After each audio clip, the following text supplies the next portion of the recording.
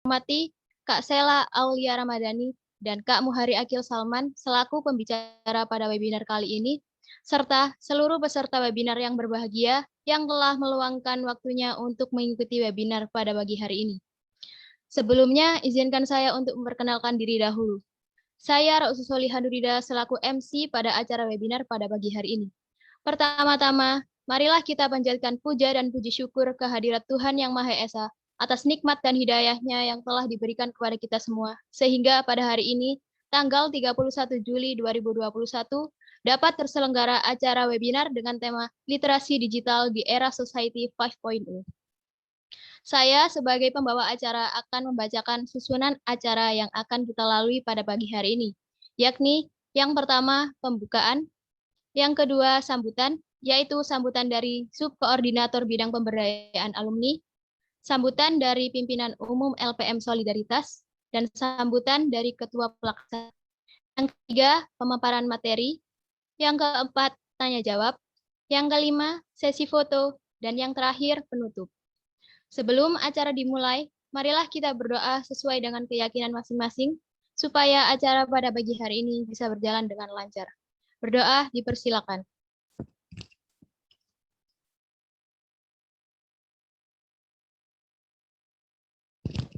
Amin, amin, ya robbal alamin. Acara selanjutnya yakni sambutan. Sambutan yang pertama akan disampaikan oleh Ibu Alful Laila selaku Subkoordinator Bidang Pemberdayaan Alumni. Kepada Ibu Alful, saya persilakan. Oke, terima kasih adik-adik semuanya. Assalamualaikum warahmatullahi wabarakatuh. Waalaikumsalam warahmatullahi wabarakatuh. Bismillahirrahmanirrahim. Alhamdulillahirabbil alamin wassalatu wassalamu ala asyrofil anbiya'i wal mursalin wa ala alihi washabihi ajmain amma ba'du. Yang terhormat teman-teman dari LPM Solidaritas UIN Sunan Ampel Surabaya. Yang terhormat mungkin Bapak Ibu narasumber dan hadirin undangan yang berbahagia. Puji syukur alhamdulillah, marilah sama-sama kita panjatkan kehadirat Allah Subhanahu wa taala yang telah memberikan limpahan rahmat dan hidayah kepada kita semuanya. Sehingga pada pagi hari ini kita semua masih diperkenankan oleh Allah untuk bisa saling bersilaturahmi walaupun secara virtual. Mudah-mudahan pertemuan pada pagi hari ini ada manfaat bagi pengembangan kompetensi adik-adik semuanya, terutama yang di UKM Solidaritas. Salawat dan salam semoga selalu senantiasa tetap tercurah kepada baginda Rasulullah Muhammad SAW yang telah membimbing kita semua kepada jalan kebenaran yakni agama Islam. Hadirin undangan yang kami hormati dan adik-adik dari tim dari UKM Solidaritas. Tentu yang pertama, kami atas nama bagian kemahasiswaan UIN Sunan Ampel Surabaya menyampaikan selamat kepada adik-adik semuanya yang walaupun dalam kondisi pandemi seperti ini adik-adik masih aktif berkegiatan. Sebagaimana bersama-sama kita ketahui semua adik-adik ya, kondisi UIN Sunan Ampel Surabaya tentu sekarang juga sedang tidak baik-baik saja. Banyak Bapak Ibu atau teman-teman kami di ASN yang dipanggil oleh Allah ya, termasuk Pak Warek kita, kemudian Pak Biro Pak Biro AKK kita, beliau sudah dipanggil oleh Allah, sehingga pada saat ini tentu kemahasiswaan apa ya bahasanya, tidak ada orang-orang yang di atas Balful ini. Jadi mau tidak mau Balful harus menghandle semua kegiatan kemahasiswaan. Jadi kalaupun misalnya kemudian di sana sini, tentu kami ya, saya dan teman-teman di kemahasiswaan akan selalu mensupport adik-adik, selalu mensupport, selalu berusaha semaksimal mungkin untuk bisa mensupport adik-adik berkegiatan dalam kondisi pandemi seperti ini. Tapi tentu dengan kapasitas yang kami punya, kami ini hanya sekitar berlima di bagian kemahasiswaan. Tentu dengan pekerjaan retail yang begitu banyak di bagian kemahasiswaan, memang kadang kemudian ada beberapa yang mungkin kami menjadi slow respon. Artinya slow respon itu karena kemudian kami harus harus berkonsentrasi di kegiatan yang lain dahulu. Jadi pasti kami kemudian mempunyai skala prioritas. Jadi mohon dimaafkan karena memang kami punya keterbatasan di situ. Sekali lagi, saya atas nama pimpinan dan atas nama bagian kemahasiswaan, sekali lagi menyampaikan selamat kepada adik-adik yang tergabung dalam LPM Solidaritas yang sudah melakukan kegiatan webinar ini. Tentu harapan kami adik-adik dari UKM, LPM bisa mengambil manfaat, bisa mengambil share ilmu dari para narasumber kita, sehingga adik-adik benar-benar punya kemampuan yang handal di bidang jurnalistik begitu. Dan sering saya katakan kepada teman-teman di UKM, adik-adik di UKM atau di UKK atau di SMA Dema, mohon tidak bahasanya tidak mati gaya. Adik-adik harus selalu secepat mungkin bisa adaptif, bisa inovatif, bisa kreatif menghadapi situasi pandemi seperti ini. Bukan berarti kemudian pandemi kita tidak bisa ngapa-ngapain, enggak. Kalian tetap harus berkegiatan. Sering saya katakan kepada adik-adik, silakan kalian tetap berkegiatan. Jangan sampai kalian mati gaya. Manfaatkan dana yang ada DPP kalian sesuai dengan aturan main pada kondisi pandemi seperti ini. Sehingga sekali lagi kami merasa bangga dengan aktivitas adik-adik pagi hari ini membuat webinar dengan tema literasi digital di era Society 5.0. Saya sangat berharap sekali adik-adik bisa memanfaatkan pengalaman ilmu yang dimiliki oleh para narasumber kita, supaya adik-adik bisa meningkatkan kompetensi kalian di bidang jurnalistik. Sehingga paling tidak ketika kalian menjadi mahasiswa, bukan hanya menjadi mahasiswa yang pintar dalam bidang akademik saja, nah, tetapi kalian juga harus pintar dan pandai, mempunyai skill tertentu. Dan kebetulan kalian sudah berkonsentrasi masuk di UKM LPM Solidaritas. Artinya kalian sejak awal sudah memang nawaitu, pengen mempunyai skill dan pengetahuan di bidang jurnalistik. Saya sangat bangga sekali. Apalagi kalau kita kemudian melihat di luar sana, banyak kakak-kakak kalian, baik itu dari fakultas dakwah atau dari fakultas yang lain, mereka menggeluti di dunia jurnalistik. Banyak sekali. Itu menjadi motivasi bagi kalian. Kenapa saya harus di LPM ini? Ini adalah salah satu langkah yang sudah kamu ambil ke depan, kamu harus mampu seperti kakak-kakak kalian yang sudah menjadi orang yang sukses. Jadi sekali lagi saya sangat berterima kasih kepada adik-adik di tim LPM yang sudah melakukan kegiatan ini. Mudah-mudahan sukses semuanya dan mudah-mudahan adik-adik bisa mengambil manfaat dan bisa diterapkan di kampus, bisa untuk mengembangkan kompetensi skill kalian di bidang jurnalistik. Mungkin itu yang bisa saya sampaikan. Sekali lagi saya menyampaikan terima kasih dan mohon maaf barangkali ada tutur sapa yang kurang berkenan.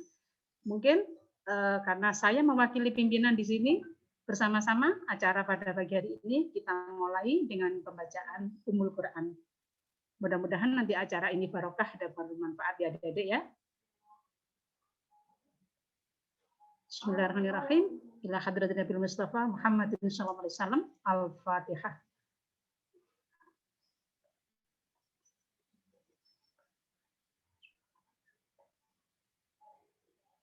Terima kasih. Dengan demikian, dengan pembacaan Ummul Quran tadi, bahwa acara kegiatan webinar pada pagi hari ini sudah bisa kita mulai bersama-sama. Sekali lagi, saya berharap kepada adik-adik semuanya mengikuti kegiatan ini mulai awal sampai selesai, mengikuti dengan sungguh-sungguh, pengen mencari pengalaman, pengen menambah ilmu pengetahuan, pengen menambah skill di bidang jurnalistik. Sehingga begitu adik-adik menyandang gelar sebagai sarjana, bukan hanya sarjana yang mampu di bidang akademik, tetapi adik-adik mempunyai skill di bidang jurnalistik. Selamat sekali lagi untuk berkegiatan dan terima kasih. Assalamualaikum warahmatullahi wabarakatuh. Waalaikumsalam warahmatullahi wabarakatuh. Saya ucapkan terima kasih kepada Ibu Alfulaila atas sambutannya. Kemudian dilanjutkan dengan sambutan oleh Kak Akbar Trio Mashuri selaku pimpinan umum LPM Solidaritas. Kepada Kak Akbar, saya persilakan. Oke, terima kasih kepada MC. Assalamualaikum warahmatullahi wabarakatuh. Waalaikumsalam warahmatullahi wabarakatuh. Waalaikumsalam. Saya hormati Rektor UIN Sunan Ampel Surabaya, Prof. Mas Dar Hilmi, SAG, MA, PhD. Dan juga saya hormati subbagian pemberdayaan alumni, Ibu Dra Alful Laila, MM. Dan juga yang saya hormati pemateri webinar LPM Solidaritas dengan tema literasi digital di era Society 5.0, Kak Muhari Akil Salman, SPD, dan juga Kak Sheila Auza.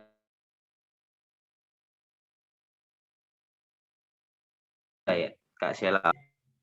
Terima kasih kepada teman-teman panitia juga yang telah berusaha keras gitu ya kan untuk mensukseskan webinar pada pagi hari ini.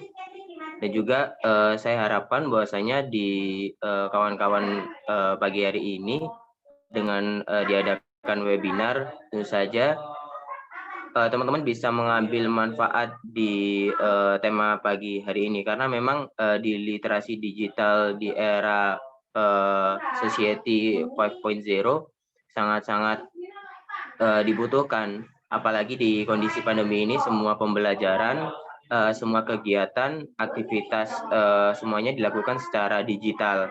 Karena dengan begitu kita bisa mengambil manfaat dari webinar ini sehingga kita bisa mengimplementasikan ketika kita melakukan sebuah kegiatan pembelajaran. Dengan begitu kita akan terbiasa dengan juga teknologi. Kita tidak akan gagap dengan teknologi juga. Bagaimana kita bisa menangkal hoax gitu ya kan? Bagaimana beredarnya hoax ini sangat-sangat luas sekali. Dengan begitu pembekalan literasi digital ini sangat-sangat dibutuhkan. Makanya dari itu saya berharap teman-teman undangan maupun peserta juga bisa mengikuti dari awal hingga akhir, karena memang tema ini sangat penting. Di sisi lain juga kita pandemi dan juga melakukan kegiatan secara digital. Mungkin cukup itu. Apabila ada kurangnya, saya mohon maaf. Akhiran, wassalamualaikum warahmatullahi wabarakatuh. Waalaikumsalam warahmatullahi wabarakatuh. Saya ucapkan terima kasih banyak kepada Kak Akbar Trio Mashuri atas sambutannya. Dan sambutan yang terakhir akan disampaikan oleh Kak Prasya Pramita selaku Ketua Pelaksana. Kepada Kak Mita, saya persilakan.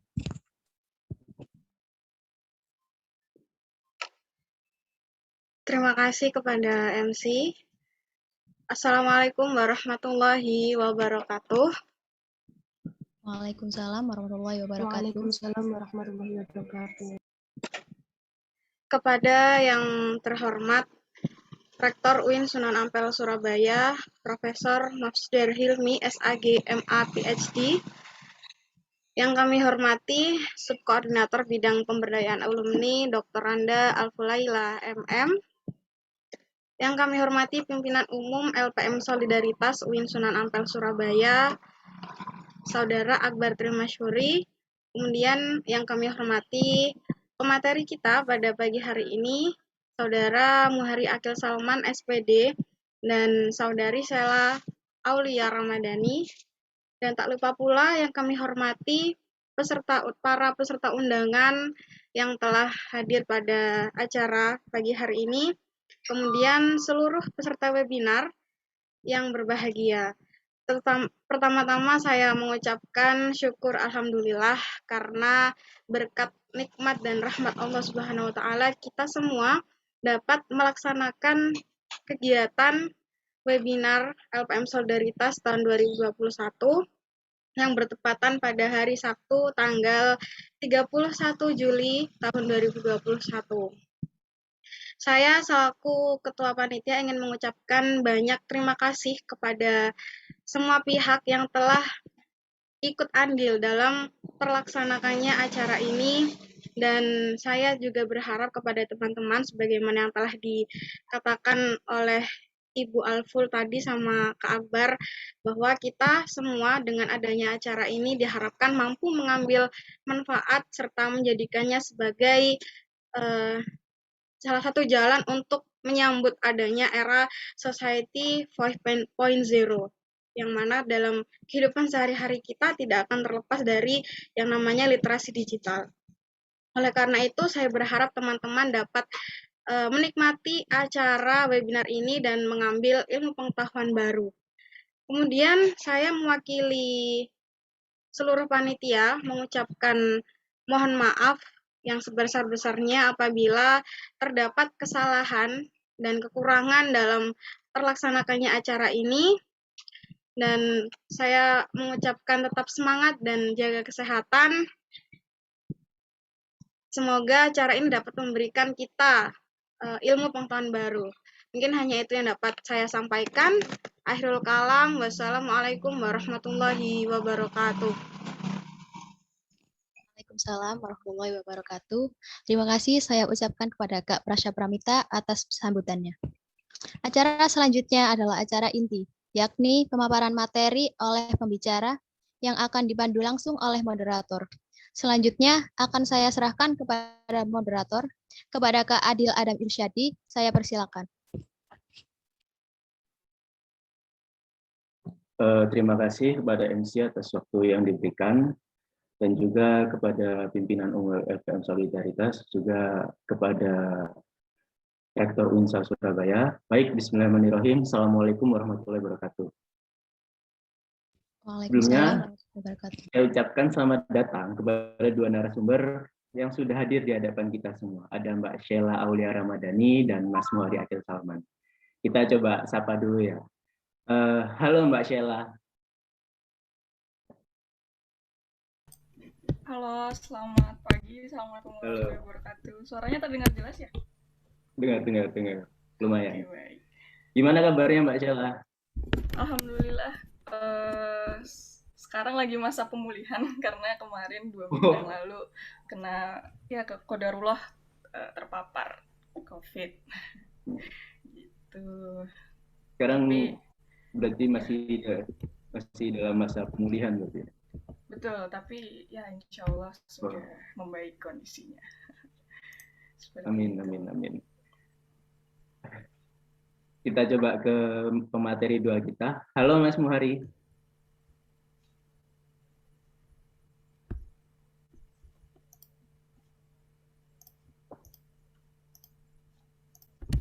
Belum ada ya? Oke, mungkin lagi masih menyambungkannya. Tapi intinya semoga kita semua selalu diberikan kesehatan. Juga saya ucapkan terima kasih kepada para audiens yang sudah hadir dan berpartisipasi di webinar LPM Solidaritas.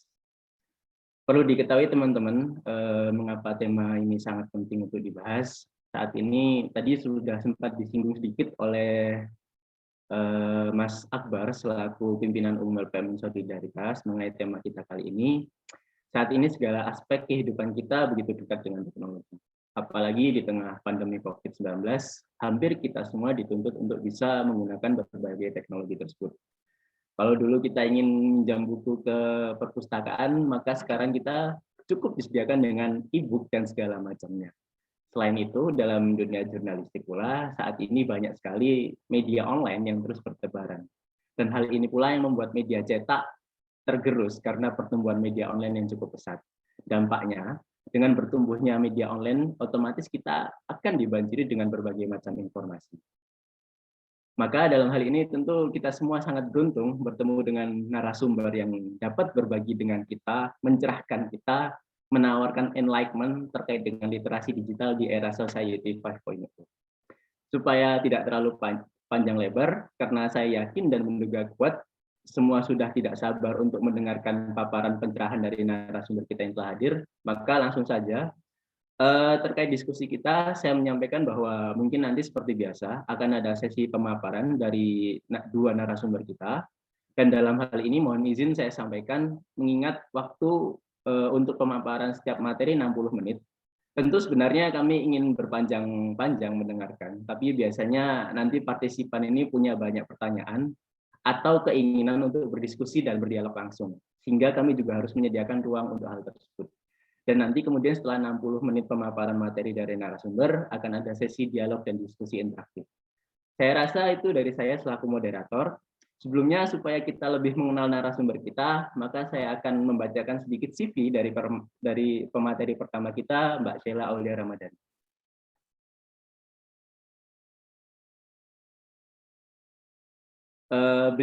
Beliau ini adalah seorang mahasiswi dari Institut Pertanian Bogor, seorang penulis, program director, dan juga content creator.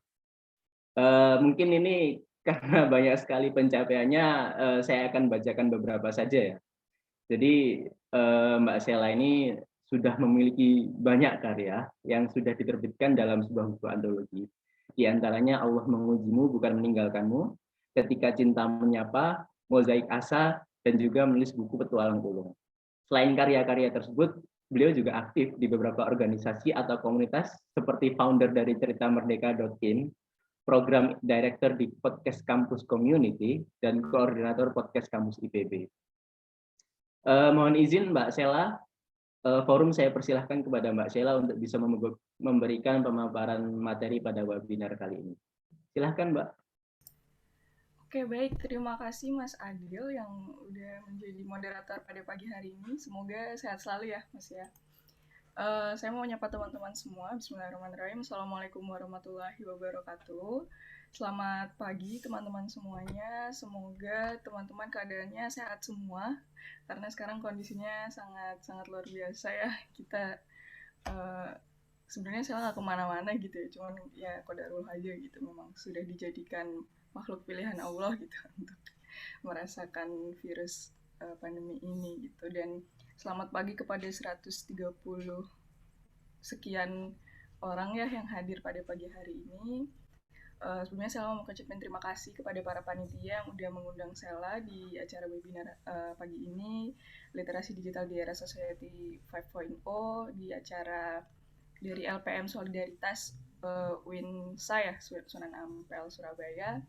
Saya mengucapkan yang terhormat kepada Ketua Pelaksana ya, Kak Prasya, kepada tadi Ketua KPU Solidaritas Kak Akbar Trio, dan Ibu Alfulaila sebagai badan kemahasiswaan mungkin ya di UINSA, dan teman-teman semua yang semoga pagi ini kita bisa gak kedengeran ya suaranya? Kedengeran nggak suaranya? Atau kecil? Mungkin bisa dibesarin dikit Kak, agak kecil. Oke. Kalau kayak gini masih kecil gak?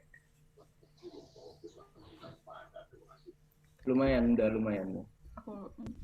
Kalau kayak gini udah terdengar? Nah, ini lumayan besar, lumayan dengar. Oke, tunggu bentar kayaknya. Bentar ya teman-teman.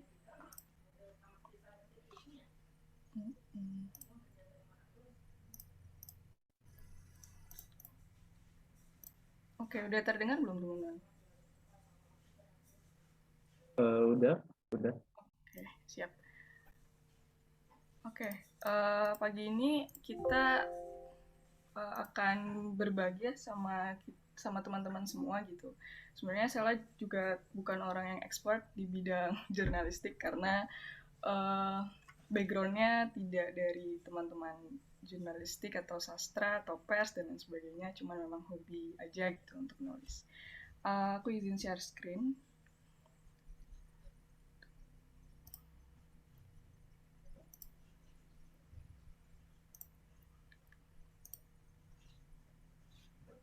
Sudah terlihat ya?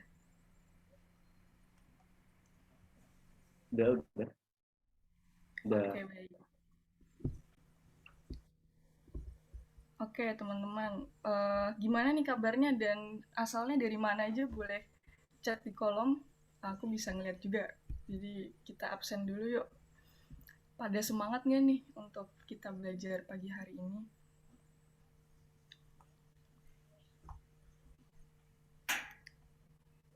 Oke, sambil menunggu Yuk teman-teman. absen yuk, dari mana aja nih? Iya, boleh tuh, boleh absen. Dari Banjarmasin, dari Sidoarjo. Masya Allah, dari berbagai wilayah ya. Dari Lamongan, dari Kediri, Gresik, Bojonegoro, wah Masya Allah, Pamekasan. Dari Lampung, wah, dari Batam, Masya Allah. Kebetulan saya sekarang lagi ada di Bandung, jadi saya lagi KKN gitu. Jadi sebenarnya domisilinya Surabaya nih, jadi sedang merantau gitu. Oke, wah luar biasa dari mana-mana ya teman-teman semua ya. Jadi malu nih saya. Oke, kita mulai aja nih teman-teman. Pagi ini kita sama-sama belajar ya. Tapi sebelum kita belajar, kita baca basmalah dulu. Semoga ilmu yang kita bagi dan ilmu yang teman-teman pelajari dan saya pun juga belajar dari teman-teman bisa bermanfaat. Bismillahirrahmanirrahim. Kita mulai acara hari ini dengan membahas literasi digital di era Society 5.0. Oke, nah sebelumnya kita perkenalan dulu dan sedikit background dari saya gitu ya. Sekarang aku kuliah semester 7 di IPB University. Kemudian aku juga aktif di himpunan jurusan ya sebagai Vice President namanya Risa dan sebagai content creator di jurusan aku gitu. Jadi kebetulan dosen minta tolong sih sebenarnya. Karena mungkin SDM dosen pengen belajar gitu tentang dunia digital juga kayak teman-teman. Jadi akhirnya aku bergabung ke jurusan sebagai tim media. Kemudian selama kuliah aku bergabung di beberapa komunitas dan company startup. Sejak tingkat 1 aku di Pionir Muda itu inkubasi sih sebenarnya. Itu komunitas tapi bergeraknya di bidang leadership gitu. Dan walaupun teman-teman jurnalistik, teman-teman background apapun, ternyata leadership itu dibutuhkan. Itu kenapa akhirnya aku meng-create sendiri komunitas di Surabaya nih teman-teman, namanya Cerita Mereka.id. Ini bergerak di literasi tentunya, kemudian fotografi dan di sosial juga. Nah ini kayaknya sih ya, karena teman-temannya sih yang nge-handle ya sekarang di Surabaya itu bakalan open volunteer nih beberapa bulan lagi. Semoga teman-teman yang lain juga bisa bergabung nih, teman-teman satu Surabaya gitu. Aku juga geraknya di bidang siniar atau podcast yang lagi ngehits banget sekarang dan ini sangat-sangat bergerak banget di dunia digital ya. Namanya Podcast Kampus, sekarang udah ada sekitar 10 atau 9 kampus yang ada di Indonesia gitu dan aku salah satu kampus sebagai koordinator IPB. Karena kita juga anak muda, kita bergerak di bidang dunia digital, aku bergerak di beberapa startup. Pertama, Female in Action, dia bergerak di pemberdayaan perempuan. Foundernya kakak tingkat aku, tapi itu sudah jadi startup nasional yang luar biasa berdampak banget. Mungkin di Jawa Timur ada sih beberapa cabangnya gitu ya. Kemudian aku juga pernah bergabung di PT Mapan, PT Rumah ya, PT Rumah Mapan, Arisan Mapan itu di akuisisi sama Gojek waktu itu aku sebagai tim surveyor gitu. Kemudian di Lini Masa Books dari Bandung, kalau teman-teman tahu Teh Kartini, beliau adalah kreatornya dari Lini Masa. Kemudian karena asyik gitu ya bergelut di dunia digital, aku akhirnya meng-create startup sendiri bersama teman-teman IPB. Namanya Daur, di berbasis aplikasi gitu, jadi startup tech. Kemudian aku juga bergabung di startup GridUp.co, dia pengembangan diri pasca kampus. Jadi teman-teman kakak-kakak melakukan bukan hanya dari sisi administratif tapi dari pengetahuan lain. Oke, dan sekarang aku insya Allah akan terjun ke dunia jurusan aku sendiri gitu ya. Jadi aku insya Allah bulan depan akan ikut program intern dengan perusahaan multinasional Danone gitu dan domisilinya di Klaten. Jadi ya setelah Bandung move lagi lah ke Klaten itu jadi jalan-jalan ke Indonesia. Oke, lanjut ya teman-teman. Ada satu pertanyaan, kenapa aku terjun ke dunia tulis-menulis. Di tahun 2016, aku dapat sebuah pertanyaan dari seorang mentor yang cukup, udah geser belum ya? Belum ya?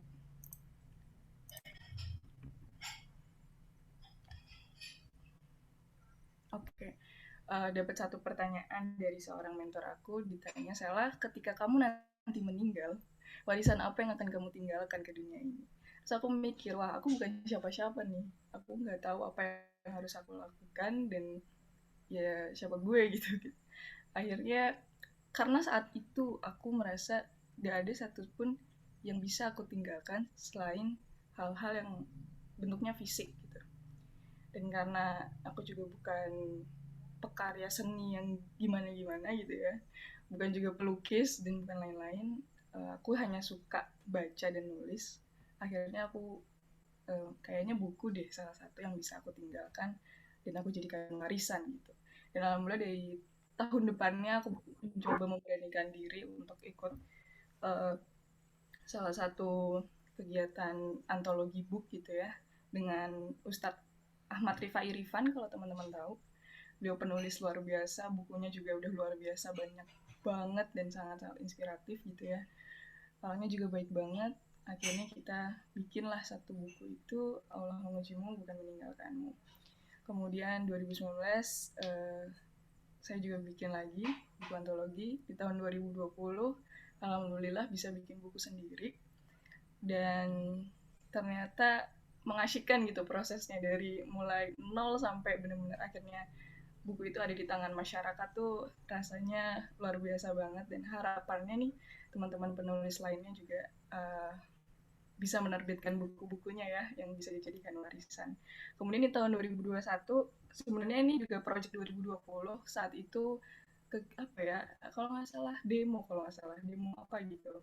Kemudian karena pandemi akhirnya teman-teman konten kreator di Instagram gitu ya mengajak satu tim namanya Kolaborasi Langit untuk membuat konten-konten yang menjadikan doa sebagai senjata kita gitu. Kalau teman-teman yang lain turun aksi, kita dukung dengan doa. Akhirnya kita bikin tim Kolaborasi Langit, bikin konten di Instagram, dan ternyata karena banyak tuh penulis, jadi akhirnya gimana kita bikin buku antologi, dan akhirnya di tahun 2021 kita terbit Mozaik Asa, dan kemarin udah baru aja tutup pre-order gitu. Itu tentang cerita-cerita kehidupan kita sehari-hari.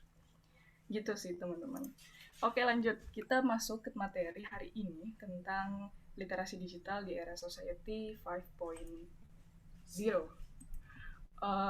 Panitia minta ke Sela untuk bahas tentang gimana sebagai jurnalis menghadapi era ini, kemudian bagaimana mengembangkan kegiatan menulis dan mempublikasikannya di media sosial, gimana cara untuk bersikap bijak ya terhadap informasi yang berkaitan juga dengan kegiatan literasi, dan gimana sih untuk menciptakan karya gitu, khususnya berita ya. Cuman saya juga tidak terjun di dunia jurnalistik berita gitu ya. Semoga nanti materinya bisa sedikit banyak membantu teman-teman juga lah ya. Dan yang tidak manipulatif gitu. Jadi kita akan belajar gitu ya. Society 5.0 itu apa sih gitu. Karena sejauh ini kita dari beberapa tahun yang lalu selalu membahas industri 4.0, industri era digital gitu. Oke. Aku pengen tanya ke teman-teman nih, teman-teman ada yang tahu beliau Garry Kasparov ini siapa nggak? Ada yang tahu nggak beliau siapa? Silakan chat di kolom chat ya, dijawab di kolom chat.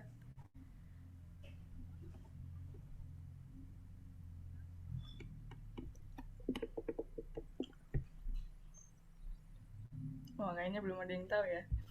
Oke. Jadi Garry Kasparov ini adalah seorang Grandmaster catur. Jadi pada tahunnya beliau adalah Grandmaster catur yang tidak pernah kalah satu dunia. Kemudian pada tahun 1900 sekian Garry Kasparov kalah dengan yang namanya Deep Blue. Deep Blue ini bukan orang yang sedang duduk pakai kacamata ya.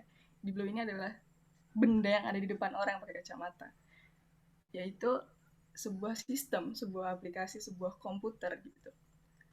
Ternyata kalah gitu dan hanya sekitar 19 gerakan doang. Coba bayangin teman-teman, sistem dari Deep Blue ini kan dibuat oleh manusia ya.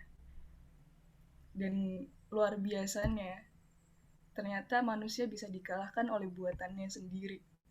Jadi, wah gila banget ya, ternyata era digital ini benar-benar membuat kita jadi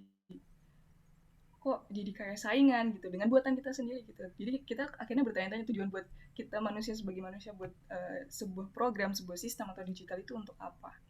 Kayak gitu kan.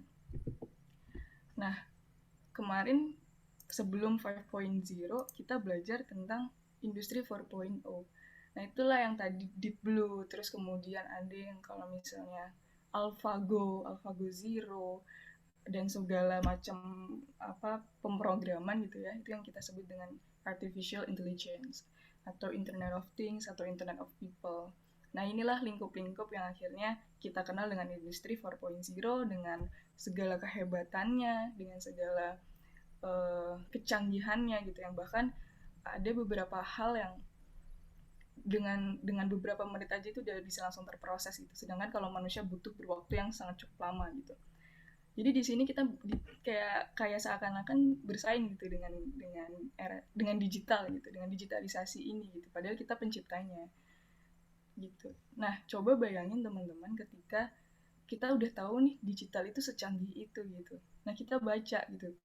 Kita baca, oh ternyata digital tuh bisa secanggih ini. Bahkan sekarang ya kita nggak ada yang nggak bisa mungkirin ya, semua serba digital, bahkan mau secara hybrid pun tetap ya digital, secara offline pun kita tetap pakai hal-hal yang berbau digital gitu. Dan bagaimana caranya kita sebagai manusia itu bisa jadinya berkolaborasi dengan AI. Kita misalnya menciptakan sebuah sistem yang untuk memecahkan solusi-solusi gitu. Misalnya obat corona gitu ya.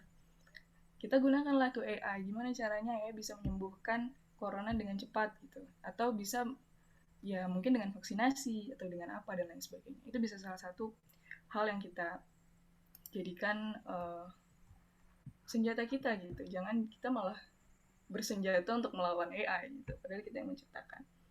Nah, jadi di sebelumnya kita belajar industri 4.0 dulu teman-teman. Ada 4 desain prinsip 4.0 yang ternyata semua ini, 4 ini berhubungan juga dengan dunia maya ya. Jadi yang pertama interkoneksi. Jadi interkoneksi ini kemampuan mesin, kemampuan perangkat, kemampuan sensor, kemampuan komunikasi yang terhubung melalui Internet of Things.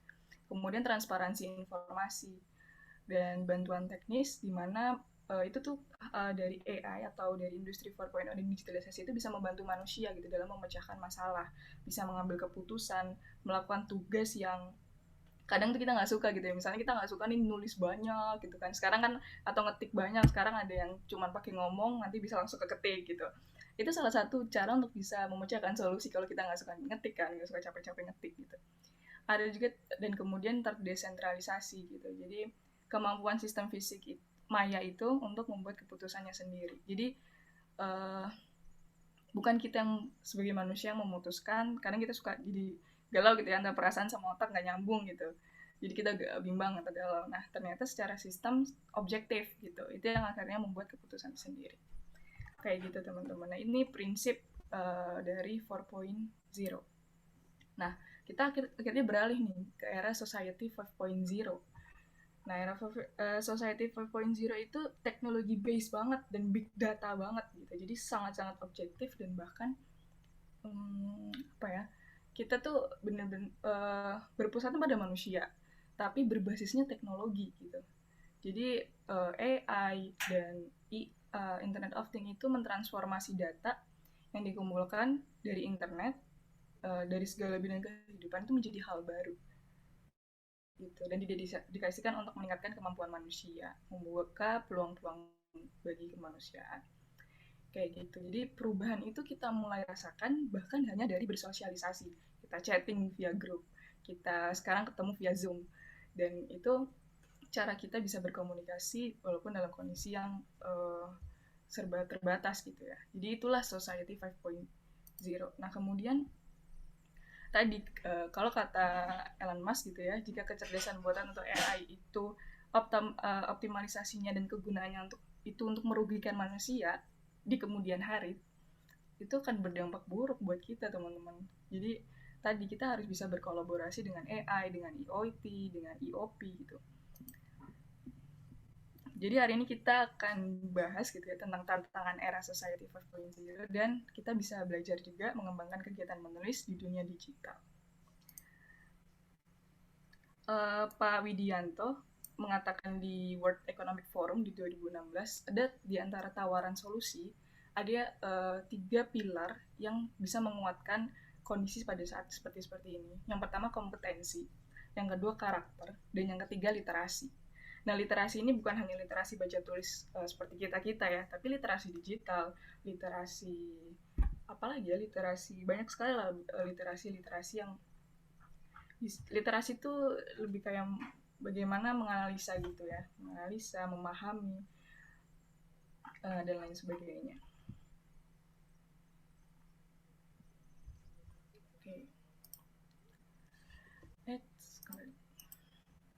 Nah, tadi dikatakan ada kompetensi dan kompetensi itu yang sekarang kampus Merdeka Belajar sedang menginginkan itu tertanam pada setiap mahasiswa atau siswa atau murid atau semuanya, yaitu kolaborasi, berpikir kritis, komunikasi, dan kreatif.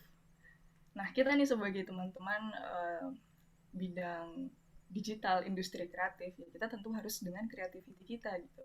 Ini sebagai bekal kita untuk bisa membuat karya-karya. Tapi ternyata kolaborasi, berpikir kritis, dan komunikasi itu penting, teman-teman.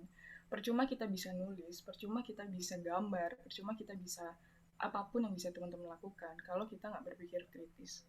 Karena sekarang hal-hal yang, walaupun sekarang trending hal-hal yang nggak penting ya, tapi kita juga harus against itu dengan hal-hal yang penting, dengan hal-hal yang harus kritis gitu. Dan tanpa komunikasi yang baik, apa yang kita sampaikan, pesan kita yang ingin kita sampaikan tuh nggak akan nyampe.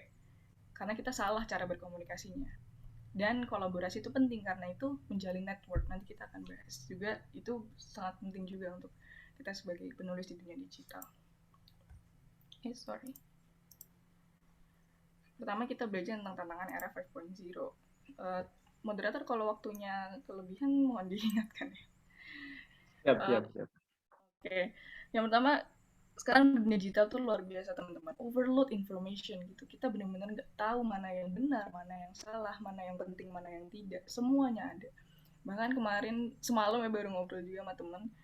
Kok bisa ya anak umur kelahiran tahun 2004 udah bahas hal-hal yang dibahas sebenarnya sama anak-anak tahun 1909 sekian gitu.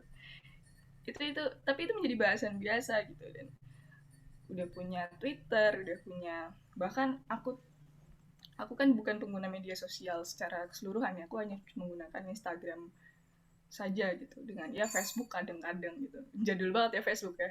Twitter nggak punya, jadi segala media sosial yang aku pegang tuh dari YouTube, Twitter, kemudian TikTok dan lain sebagainya itu media sosial dari departemen atau jurusan aku gitu ya, untuk branding doang, tapi tidak menggunakannya secara personal. Tapi aku punya gimana ya, adiknya teman aku gitu ya, atau anaknya dari guru-guru atau dosen-dosen aku udah ngerti TikTok itu gimana. Bahkan aku yang diajarin bikin TikTok itu gimana sama anak usia 5 tahun gitu. Itu kalau dipikir secara kritis tadi ya, critical thinking, miris juga ya. Cuman ya kalau ternyata orang zaman dulu ngelihat kita yang zaman sekarang, anak kelahiran 99, 2000-an itu kayak nelen ludah juga ya, kayak ngelus dada juga gitu. Jadi memang setiap generasi itu pasti ada perubahan dan sebenarnya kita bisa against itu, cuman ternyata kondisi lebih gak bisa dikontrol gitu kan. Jadi ya udah kita yang harus agile dengan itu gitu. Jadi di sini banyak banget informasi yang nggak bisa dipilah dan dipilih. Itu satu tantangannya. Kenapa aku bukan bilang masalah gitu ya, karena menurut aku tantangan itu lebih positive vibes aja gitu bahasanya. Jadi kita nggak pesimis gitu, kalau masalah terlalu pesimis ya. Kemudian penyalahgunaan platform ini bisa kayak hacker ya. Walaupun hacker tuh banyak, ini hacker tuh walaupun pekerjaan ya sebenarnya, tapi ada juga yang menyalahgunakan. Kemarin kita kebocoran data tuh Indonesia ya, tapi kita biasa-biasa aja gitu, nggak ada yang panik. Tapi itu salah satu penyalahgunaan platform teman-teman. Jadi dan siapa yang bisa kontrol gitu kan kalau ada yang penyalahgunaan platform gitu, karena orang-orang jauh lebih hebat gitu ya, dan kita nggak bisa kontrol itu gitu. Terus yang sangat jelas banget yang semoga teman-teman di sini percaya semua ya sama pandemi ini. Pandemi COVID-19 itu luar biasa dampaknya 1,5 tahun ini ya, lebih ya, hampir 2 tahun. ini luar biasa berdampak pada kita semua, pada segala sektor bahkan ya. Walaupun ada beberapa sektor yang tetap bahkan meningkat ya, seperti kayak pertanian dan pangan, tapi itu tetap berdampak juga kan pada petaninya, pada dan lain sebagainya gitu. Dan ini luar biasa banget teman-teman, ini menjadi tantangan yang bisa jadi kadang menguntungkan juga sih, menguntungkan era digital gitu ya, karena kita semua menggunakan digital. Dan VUCA dan Tuna, ini yang paling sering banget digaung-gaungkan mahasiswa, era VUCA yang kemudian berubah jadi Tuna. VUCA itu baru berapa tahun kalau nggak salah, baru di industri 4.0 tuh kita baru bahas VUCA, baru bahas tantangan kita tuh volatiles, uncertain, complex, ambiguity gitu ya. Tapi ternyata nggak tahu ya, mungkin beberapa tahun, 2 tahun, setahun yang lalu udah berubah nih teman-teman jadi Tuna. Turbulent, uncertain, novelty sama ambiguity gitu. Ini yang kita harus hadapi, ini tantangan kita sebagai manusia di era sekarang yang ya kita harus agile terhadap ini semua gitu. Kita harus beradaptasi dengan ini semua.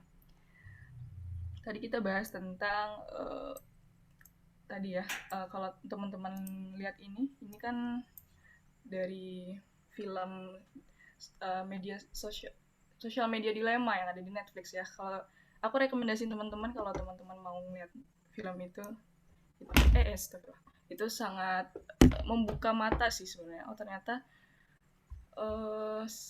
teknologi itu bukan hanya sebagai kita menggunakan, tapi bahkan kita yang kadang digunakan oleh mereka gitu. Jadi memang mereka membuat sistem untuk mempergunakan kita gitu. Jadi kalau kata Edward Tufte, there are only two industry they call their customer, user, illegal drugs, and software. Jadi ternyata secandu itu ya software gitu. Jadi bisa dibilang bahayanya hampir sama dengan narkoba, karena itu candu banget teman-teman. Aku pun termasuk kecanduan ya. Jadi kecanduan tuh dalam artian aku nggak bisa lepas dari semua device ini gitu. Aku selalu pegang HP, aku selalu pegang laptop, semua pekerjaan aku juga berasal dari dan device yang gunakan adalah barang-barang digital gitu ya. Ya itu gitu, karena kita memang akan dibuat ketergantungan gitu dengan hal-hal berbau digital ini gitu. Dan jangan sampai kita malah dijadikan user ya, walaupun pada akhirnya seperti itu ya, tapi kita harus benar-benar sebagai manusia, kita yang punya hati, kita punya passion, jangan sampai kita kalah dengan sistem yang hanya robot yang kita bikin dan lain sebagainya. Nah, gimana sih gitu ya caranya? Tadi overload information, juga tadi banyak banget penyalahgunaan platform. Terus sekarang berita COVID luar biasa ya, aneh-aneh banget gitu ya, ada yang konspirasi lah, ada yang apalah dan lain sebagainya. Kemarin pas aku positif tuh aku berusaha untuk nggak mau mendengarkan berita-berita itu, karena ya itu nggak baik juga gitu untuk kesehatan mental gitu. Jadi gimana caranya gitu untuk bisa mau sebagai jurnalis, mau sebagai penulis, mau sebagai apapun bidang pekerjaan yang kita lakukan, yang paling penting ketika kita menggunakan media sosial atau era digital itu mengkonsumsi informasi secara bijak gitu. Dan caranya adalah konsumsi informasi-informasi yang baik gitu. Mungkin nggak seorang gamers itu masa depannya bisa menjadi seorang dubes gitu atau menjadi seorang translator gitu. Ya mungkin, tapi kemungkinannya minor banget gitu. Karena informasi yang saat dulu dia lakukan ya cuma main game doang, cuma apa doang. Ini bukan berarti aku tidak ini sama yang game ya. Bahkan sekarang game juga dijadikan e-sport ya, di ajang-ajang di nasional, ajang internasional gitu. Cuma maksudnya ya nggak apa-apa nge-game, tapi jadikan positif gitu. Jadikan itu sebagai karya, sebagai ikut lomba dan sebagainya gitu. Bukan yang aduh sedih banget. Aku pernah ngeliat di Instagram gitu ya, ada anak kecil gitu beli, aku nggak ngerti ya itu cara sistemnya gimana.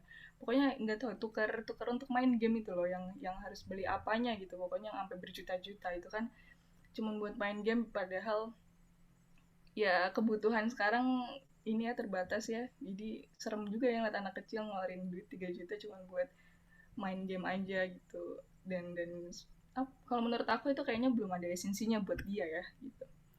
Itu bahaya banget teman-teman untuk masa depan si anak ini gitu. Nah makanya kita harus mengkonsumsi dengan baik.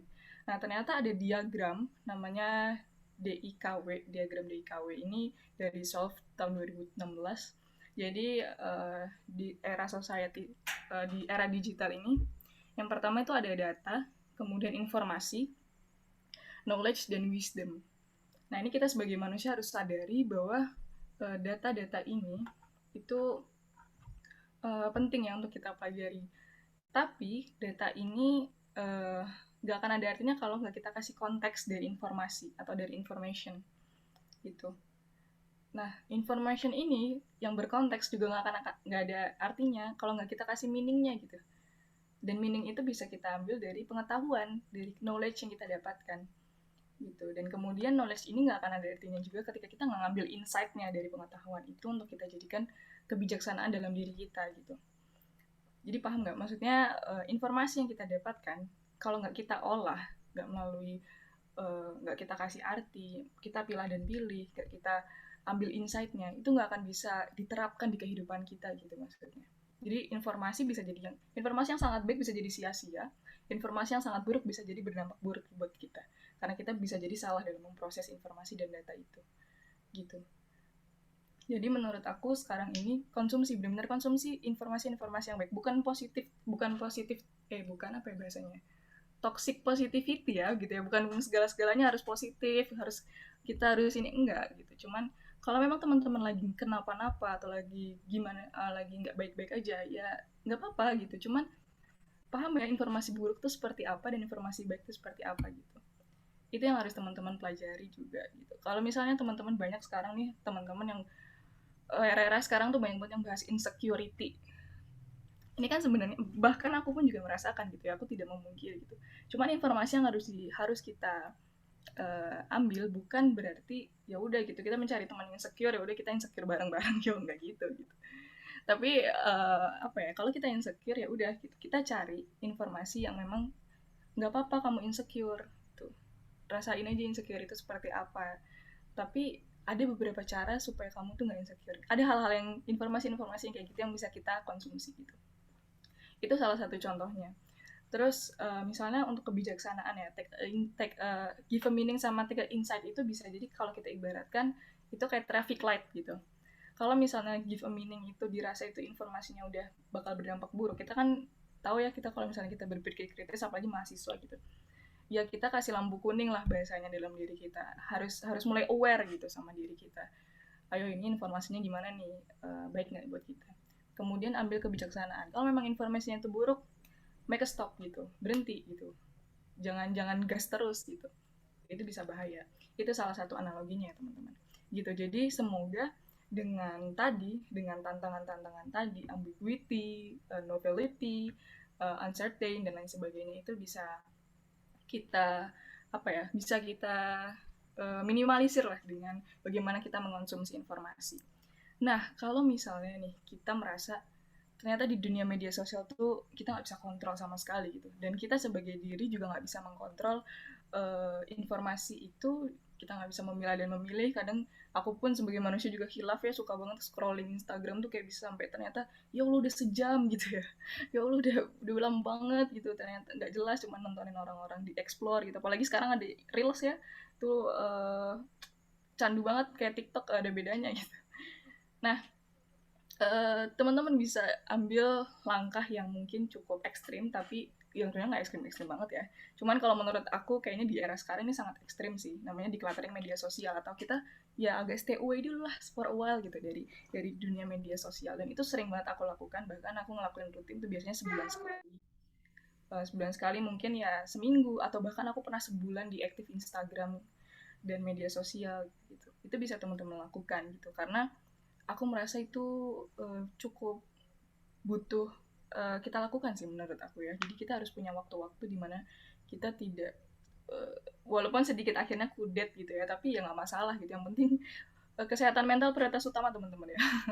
Sekarang banyak banget teman-teman yang ngeklaim dirinya depresi, teman-teman ngeklaim dirinya suka stres gitu, karena mungkin gitu asumsi kita terhadap dunia tuh terlalu overthinking gitu, terlalu overload gitu, terlalu berlebihan kadang juga. Karena itu aku tidak menyalahkan teman-teman yang overthinking ya, karena itu tadi kita melihat dunia media sosial itu luar biasa gitu.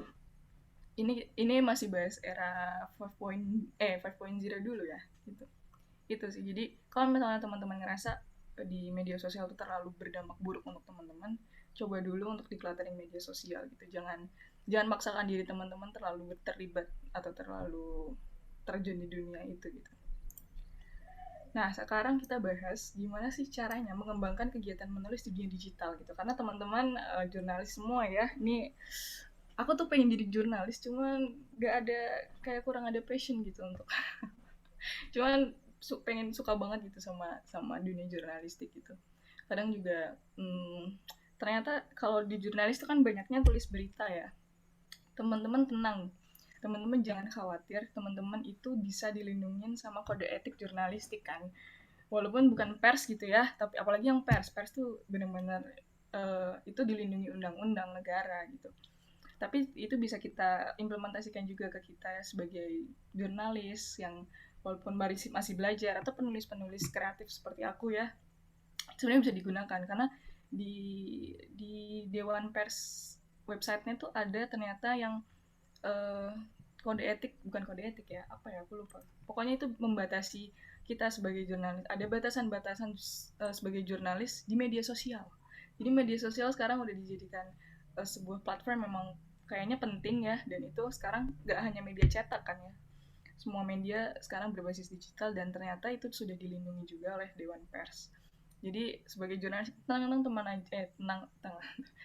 tenang aja gitu ya, karena itu bisa melindungi teman-teman dan sedikit meminimalisir lah dari hal-hal yang negatif gitu atau yang merugikan.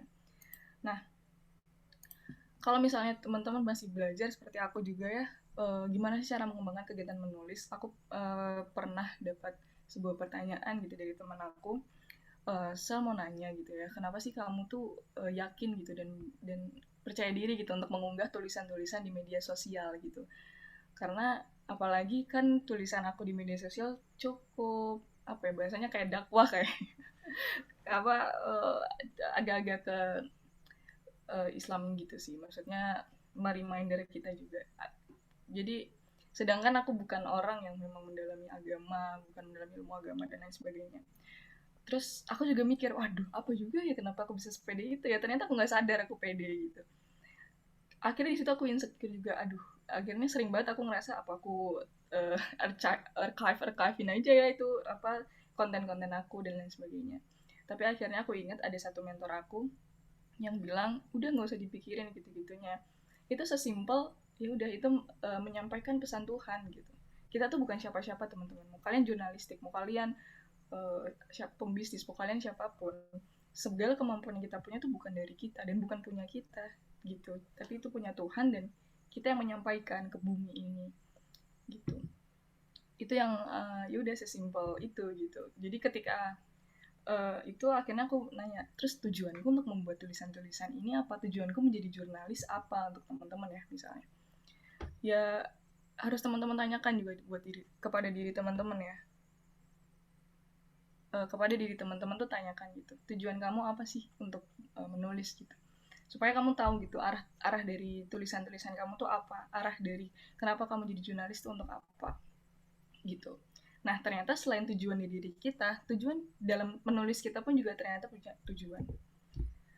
Aku suka nonton film, judulnya Convention of Shopaholic gitu ya. Jadi ini tentang apa ya? Mungkin ini lebih ke financial literasi sih jatuhnya gitu. Tapi ada satu plot ceritanya menarik. Nah, aku kayak nonton udah kayak 20 lebih kali ya, 25 kali lebih gitu. Jadi ini ceritanya tentang seorang perempuan ini, dia gila belanja banget, kemudian dia pengen masuk ke sebuah majalah fashion, tapi ternyata dia malah terjun keceblus di majalah finansial gitu, dan sangat bertolak belakang sama backgroundnya dan keinginannya gitu. Tapi akhirnya ketemulah cowok ini pemerhati dari majalah keuangan itu. Ya udah akhirnya dia membantu si cewek ini untuk bisa agile atau beradaptasi di media cetak finansial itu gitu, diajarin lah segala sesuatunya. Nah, ternyata dalam menulis pun teman-teman juga ada tujuannya, baik dari kita sebagai pengarang atau sebagai pembuat film, dan ketika kita menulis tokohnya. Jadi tokohnya pun juga punya tujuan gitu. Atau misalnya gini, tadi dari film tadi ya, si tujuan pembuat pengarang buku itu kan diangkat novel ya, dari novel buku. Aku ingin menunjukkan bagaimana cara mengatasi kecanduan berbelanja yang sangat merugikan kita. Gitu. Dia pengen ngajarin itu gitu. Dia tujuan dari penulis itu pengen sesimpel pengen ngasih tahu cara untuk bisa ngatasin kecanduan berbelanja. Karena itu tuh bisa ngerugiin kita gitu. Hal yang candu itu berbahaya juga, kecuali candu beribadah ya. Kemudian akhirnya dia menulis, dan pasti ada tokoh utama si cewek itu si penulis itu membuat tokoh utama itu memiliki tujuan. Aku ingin menjual semua barang fashion yang dia punya, itu kan dia suka belanja banget ya, dan berani untuk menjadi maniak belanja dengan cara nanti ya, dengan cara ceritanya lah ya, nanti spoiler jadinya. Tapi itu menarik sih teman-teman. Jadi kita sebagai manusia, kita harus punya tujuan kenapa kita memilih untuk menulis, dan ketika kita menulis kita sampaikan tujuan itu secara detail gitu. Dan mungkin kalau di berita ya, sampaikan tujuan kalian menulis berita itu apa gitu, apakah untuk memanipulasi, apakah untuk mempersuasi, ataukah hanya untuk memberikan edukasi dan lain sebagainya. Itu tentukan ketika teman-teman sebelum nulis. Kemudian salah satu film yang juga ini series sih ya, dari Thailand, Girl from Nowhere. Kemarin aku baru nonton dan ternyata sebenarnya secara jalan cerita menarik, cuman kadang ada beberapa hal yang membosankan gitu ya, dan agak ternyata akhirnya begini gitu. Tapi ada pesan yang disampaikan itu juga menarik teman-teman. Dan kalau tujuan pengarangnya, aku ingin membuktikan bahwa setiap kejahatan di dunia ini tuh tidak ada yang sempurna dan selalu ada balasannya. Jadi kejahatan yang dilakukan, jadi ceritanya si cewek itu namanya Nano, dia selalu berpindah-pindah ke sekolah setiap episodenya ceritanya, dan selalu membongkar kejahatan atau kebohongan yang ada di sekolah itu gitu. Itu tujuan tokoh utamanya. Jadi ya itulah tujuan dari setiap penulis, dan ketika dia menulis seorang tokoh. Ini ketika teman-teman bergerak di bidang menulis kreatif ya. Entah beda lagi kalau ketika teman-teman menulis di berita, tetap selalu ada tujuannya tapi. Nah, kemudian yang kedua, kalau tadi tentukan tujuan, yang kedua adalah riset. Udah, ini kalian mau ngapain aja, mau bahkan jadi penulis apapun, riset itu yang paling penting, sangat penting. Karena walaupun kalian bikin cerita fiksi, kalian tahu Dewi Lestari yang bikin buku Supernova, Perahu Kertas, gitu-gitu. Dia risetnya luar biasa banget, dan dia selalu menceritakan bagaimana ketika dia riset. Ada satu novelnya judulnya Aroma Karsa. Itu sangat fiksi sekali gitu ya. Tapi rasanya benar-benar ini antara fiksi atau non fiksi sih gitu. Karena dia risetnya benar-benar riset gitu. Jadi dia riset, itu ceritanya kan tentang seorang anak yang tinggal di TPA Bantar Gebang. Kemudian ternyata dia nggak tahu lah ya, ceritanya nanti panjang gitu. Tapi Dewi Lestari dan timnya tuh benar-benar terjun ke Bantar Gebang gitu, melihat kehidupan di sana.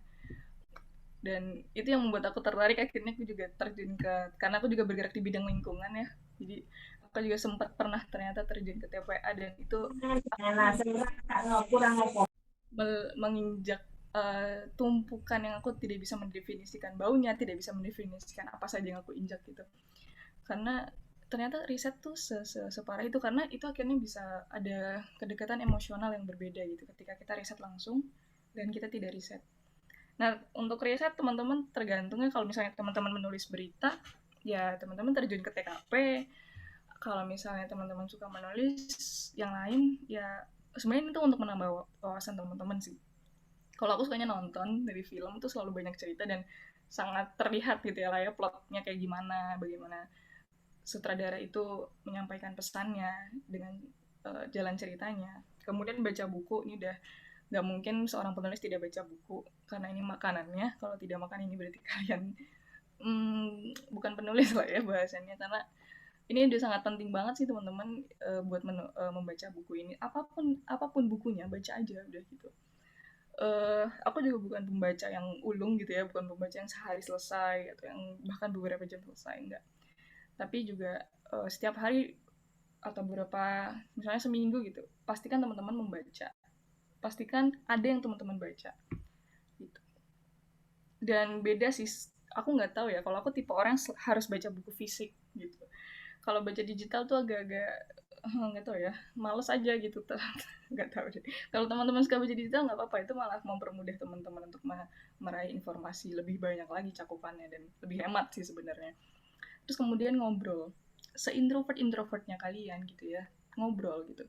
Karena apalagi yang cuma berdua, bertiga, karena deep talk itu sangat penting sih teman-teman.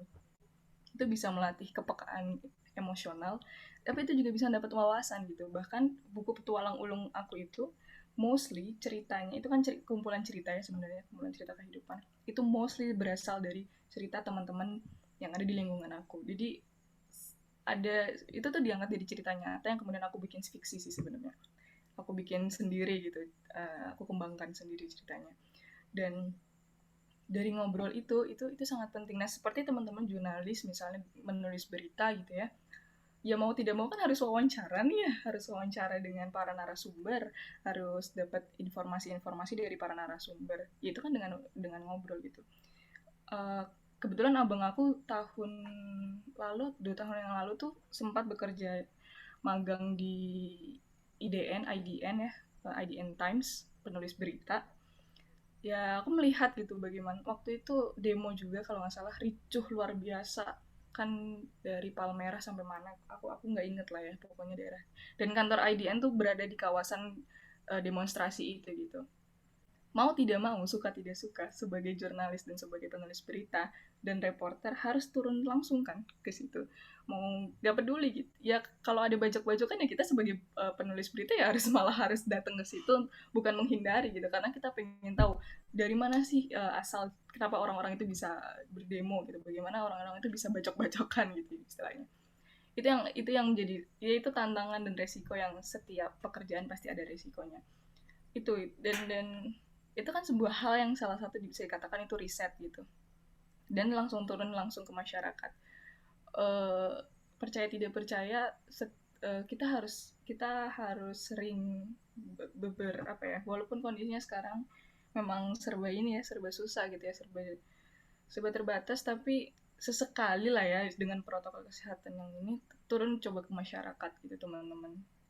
Tingkatkan sense of apa ya, sosial kalian gitu, karena ternyata banyak sekali cerita yang sangat-sangat menarik gitu ya.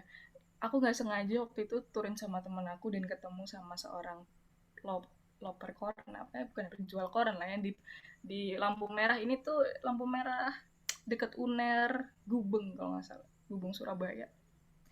Dan selalu ada cerita menarik di setiap orang tuh teman-teman, jadi selalu dapet insight gitu ya. Tadi kalau kita, ini kan sebuah informasi juga, kalau kita balik lagi ke yang tadi ya, bagaimana kita mengkonsumsi informasi, kita harus ambil insight-nya supaya itu jadi wisdom untuk diri kita.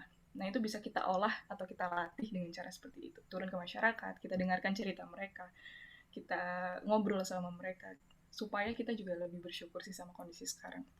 Dan masih banyak banget cara riset yang bisa teman-teman lakukan.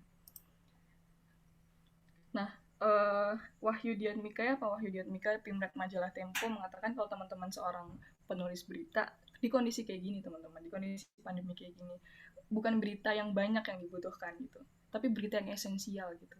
Dan ketika teman-teman wawancara, itu kan banyak banget nih suka ada ya wawancara para media gitu yang mengajukan pertanyaan gitu. Dan sebenarnya kalau kondisi kayak gini tuh kan orang udahlah gitu, udahlah ini cepat aja, males lah gitu. Ketika teman-teman riset untuk atau turun buat ambil data gitu ya, ambil wawancara dan lain sebagainya, sebagai seorang media, sebagai seorang jurnalis, ajukan aja pertanyaan yang tepat, dan kadang itu udah cukup gitu. Satu nggak apa-apa, itu bisa dikembang satu, terus ketika dapat jawaban yang inti gitu ya, karena ketika kita mempertanyakan pertanyaan langsung tepat gitu ya, nggak basa-basi gitu, itu tuh langsung inti gitu teman-teman jawabannya, dan itu bisa langsung dikembangkan teman-teman untuk dijadikan at least satu berita, atau dikembangkan lagi jadi beberapa berita. Jadi ini termasuk proses riset juga, dan ternyata riset tuh nggak harus muluk-muluk, nggak harus basa-basi. Hanya kalau misalnya teman-teman penulis berita atau teman-teman nggak usah turun langsung ke masyarakat, pikirkan satu pertanyaan yang itu akan jadikan teman-teman sebuah headline berita dan ke bawahnya ya, dan badan berita. Pikirkan satu pertanyaan aja, tapi itu tetap tepat, dan itu tuh kadang udah cukup untuk dijadikan berita yang proper untuk dipublikasikan kayak gitu. Nah kemudian setelah riset, setelah tadi menentukan tujuan, buat premisnya gitu. Kalau teman-teman menulis kreatif, premis ini sangat penting ya untuk seorang penulis kreatif. Ada 3 namanya alasan, masalah, dan solusi. Tentukan alasannya apa, kenapa teman-teman menulis itu, dan masalahnya apa sih memang, kenapa teman-teman dari alasan itu pasti dari masalah kan, dan dari masalah ini kasih solusinya gitu, kasih solusinya supaya tulisan kalian juga ada manfaatnya gitu untuk orang banyak. Make a premise. Kalau misalnya penulis berita pun juga ada premisnya kan, bagaimana berita itu gimana sih, alasan kalian menulis berita itu untuk apa, masalahnya apa, pasti berita selalu ada masalahnya kan, entah itu masalahnya positif atau negatif, selalu ada masalahnya, dan solusinya seperti apa gitu. Ya ibaratnya kalau nulis skripsi, saran dan kritik ya, itu kalau di tulisan skripsi itu untuk sebagai solusinya gitu. Make a premise. Contohnya aku bikin sebuah konten, walaupun ini kontennya bentuknya video ya, video, tapi kan tetap ada plotnya gitu ya. Tentukan alasannya apa gitu. Aku bikin konten ini karena banyak orang yang mempertanyakan cara bahagia itu gimana sih. Padahal cara bahagia itu gampang kan. Maksudnya bahagia itu hal yang mudah gitu. Tapi ternyata banyak orang yang susah untuk bahagia. Itu masalahnya, banyak orang yang susah untuk merasa bahagia, teman-teman. Akhirnya aku mencari riset, ternyata ada di filosofi stoicism, filosofi dari filosofi Yunani, namanya ataraksia. Gimana ataraksia ini aku jelasin di video itu. Rasa bahagia itu bukan bagaimana kita dapat hal-hal yang menyenangkan, bukan bagaimana kita dapat prestasi, bukan kita banyak pujian, bukan itu. Rasa bahagia menurut ataraksia itu bagaimana diri kita tuh udah terlepas dari emosi-emosi negatif aja. Kita nggak marah, kita nggak kesel, kita nggak sedih. Walaupun kejadian ini hal-hal yang biasa gitu ya, walaupun kondisi sekarang biasa-biasa aja, walaupun kondisi sekarang kacau gitu ya, tapi ketika kita nggak marah, kita udah mengikhlaskan segala sesuatunya, ya udah, itu tuh kita udah bahagia sebenarnya. Nah itu yang aku jadikan premis untuk aku membuat konten ini, walaupun bentuknya video. Apalagi apalagi dengan menulis gitu, menulis teman-teman bisa lebih kembangkan lagi, pun berita juga bisa teman-teman kembangkan dengan premis ini. Kemudian mau tidak mau, kalau di headline tadi aku bilang ya, pertanyaan yang tepat itu cukup, headline yang tepat tuh juga udah cukup gitu, nggak perlu yang bukan clickbait ya, tapi out of the box gitu. Jadi judul-judul yang headline menarik, eye catching, itu secara psikologis tuh pasti orang-orang pasti akan ngeklik, pun aku juga kayak gitu. Kalau misalnya udah judulnya terlalu panjang atau judulnya nggak jelas gitu ya, nggak bakal aku baca juga gitu. Tapi judul-judul yang menarik, misalnya apa ya, tips nggak baper gitu, aku sering baper gitu ya misalnya, bakal aku buka gitu. Tapi kalau yang terlalu ribet gitu ya, kenapa aku sedih, udahlah itu udah males banget gitu. Itu seperti itu. Nah ternyata dalam membuat judul aja tuh ada banyak cara gitu ya. Udah ganti belum ya? Nah banyak cara gitu, ada simulasi acak biasanya, ada gunakan bagaimana jika kamu terlalu banyak bercanda gitu, bagaimana jika seni untuk bersikap bodoh amat kayak gitu, atau yang mengundang rasa penasaran gitu, konspirasi alam semesta gitu misalnya. Apa nih maksudnya konspirasi alam semesta gitu deh, ternyata isinya seperti apa, itu yang menarik. Atau yang simple gitu, yang kayak bumi, atau yang imperfect, atau yang simple lah gitu. Itu kalau misalnya teman-teman bikin judul buku. Kalau teman-teman bikin judul konten gitu ya, sama bisa gunakan simulasi acak atau bagaimana jika atau apa dan lain sebagainya. Misalnya aku bikin komunikasi paling canggih gitu, padahal itu cuma bahas doa, teman-teman, cuman kalau aku cuma nulis doa kan siapa gitu dikiranya doa baca apa gitu ya, edukasi buat doa, baca doa sebelum makan gitu jangan isinya. Ternyata tapi aku gunakan diksi yang lain gitu, simulasi acak. Doa tuh kan kita berkomunikasi, apalagi yang canggih gitu. Komunikasi paling canggih gitu. Itu salah satu trik untuk teman-teman bikin headline yang tidak clickbait tapi out of the box misalnya. Atau misalnya Teh Kartini nih bikin judul tidak ingin jadi sempurna, padahal kita setiap manusia pengen jadi sempurna nggak sih, pengen terlihat baik, terlihat perfect gitu, tapi dia malah menulis tidak ingin jadi sempurna. Aku suka banget sama konten ini. Aku sangat suka dengan konten ini. Ini sangat jujur ya. Mungkin teman-teman bisa buka ya. Dia menulis bagaimana jika sih kayaknya tidak ingin jadi sempurna gitu. Karena dia menulis gini, intinya, untuk apa aku tidak mau dipuji, aku tidak mau terlihat sempurna ketika itu tuh malah merugikan aku gitu. Ternyata aku lebih baik tidak sempurna, tapi misalnya menulis gitu ya, aku tidak ingin dipuji tulisanku bagus, tapi ternyata tuh menyakiti hati orang lain. Tapi aku mending tidak menulis tidak sempurna, tapi aku itu tuh tulisan itu mengandalkan Tuhan. Misalnya kayak gitu-gitu. Hal-hal yang simple lah ya, tapi ini salah satu bikin judul yang akhirnya teman-teman penasaran kan untuk membacanya gitu. Kemudian make a promise, buat janji buat para pembaca itu menagih janjimu gitu. Ini bisa dalam tulisan, misalnya dalam membuat sebuah paragraf. Nanti misalnya teman-teman mulai dari paragraf pertama itu seperti apa, yang teman-teman tuh lontarkan sebuah diksi atau sebuah kalimat yang pembaca itu tuh harus membaca sampai terakhir gitu, supaya dan apa ya, jadi paragraf pertama tuh buat janji teman-teman, kayak gitu. Kemudian buat janji misalnya di media sosial nih, contohnya kalau teman-teman pengen jadi penulis di dunia digital atau entah di Instagram, di Twitter dan sebagainya, buat janji aja, bikin engagement aja gitu buat para followers gitu ya. Misalnya aku pernah bikin konten, kamu pernah nggak sih ngerasa nggak pantas gitu. Terus akhirnya banyak tuh yang jawab di situ. Biasanya tentang apa? Ada yang ngerasa nggak pantas dapet jabatan, ada yang ngerasa nggak pantas jadi anak, ada yang ngerasa nggak pantas jadi ibu, ada yang ngerasa nggak pantas kuliah, gitu-gitu ya jawabannya. Kemudian aku jelasin gitu, perasaan nggak pantas tuh nggak apa-apa, wajar gitu, karena aku juga ngerasain.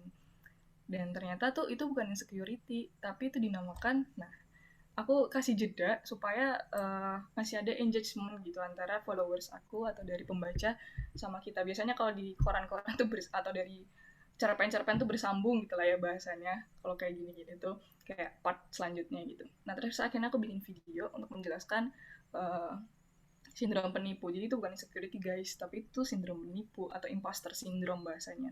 Jadi ini udah ada penelitiannya gitu.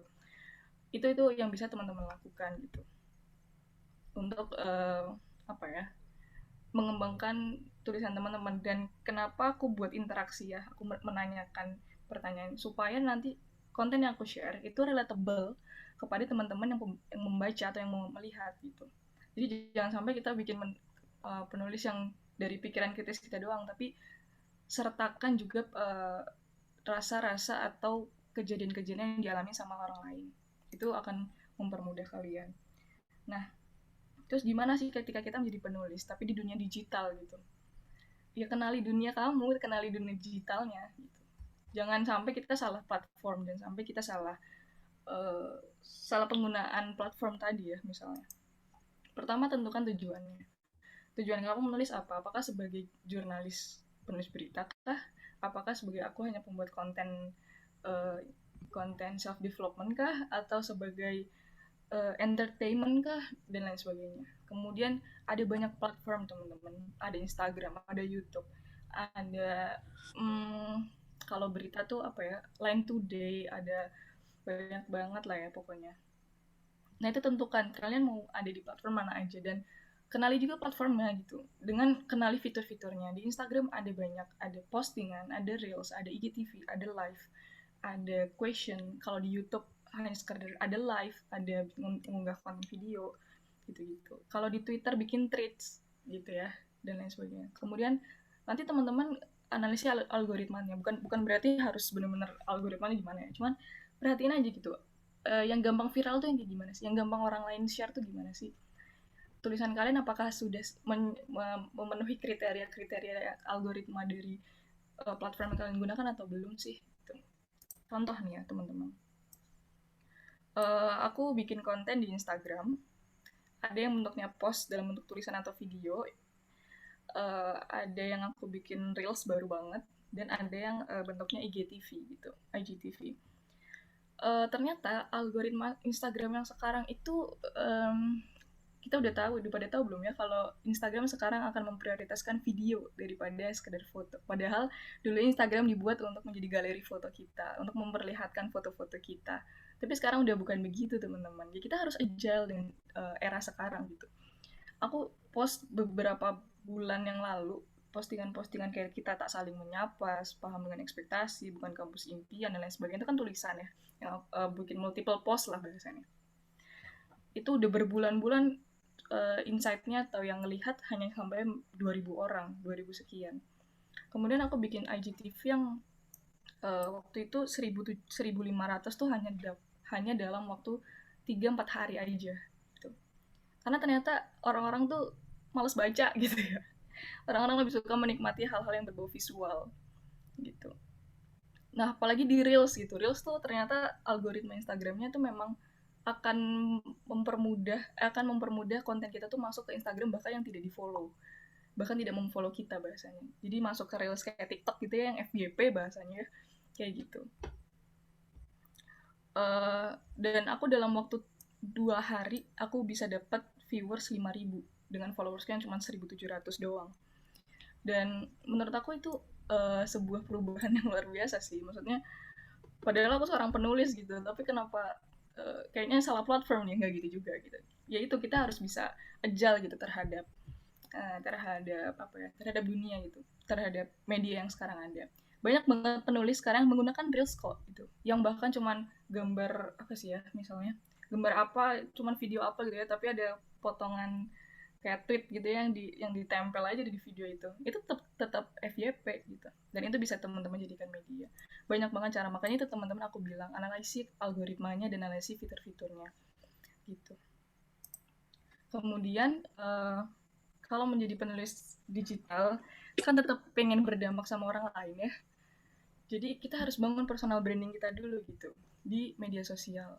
Dan personal branding itu ada brand image, ada beberapa trik. Tentukan visual dari kalian. Misalnya kalau kalian mau bikin, kalau kan Instagram personal gitu ya, aku sebagai Sela gitu, ya aku bikinnya ya tentang aku aja gitu, maksudnya hal-hal yang memang itu tuh dari aku. Tapi ada juga kan yang suka misalnya kayak nanti kita cerita tentang hari ini gitu dari Marcella FP, ya dia bentuk sendiri, oh NKCTH itu begini loh visualnya. Beda lagi dengan Pro to Post It gitu. Oh ternyata Pro to Post itu bukan kayak NKCTHI, tapi dia tuh lebih menjual produk-produk dari yang dibikin sama Marcella, padahal orangnya sama tuh ownernya ya, kayak gitu.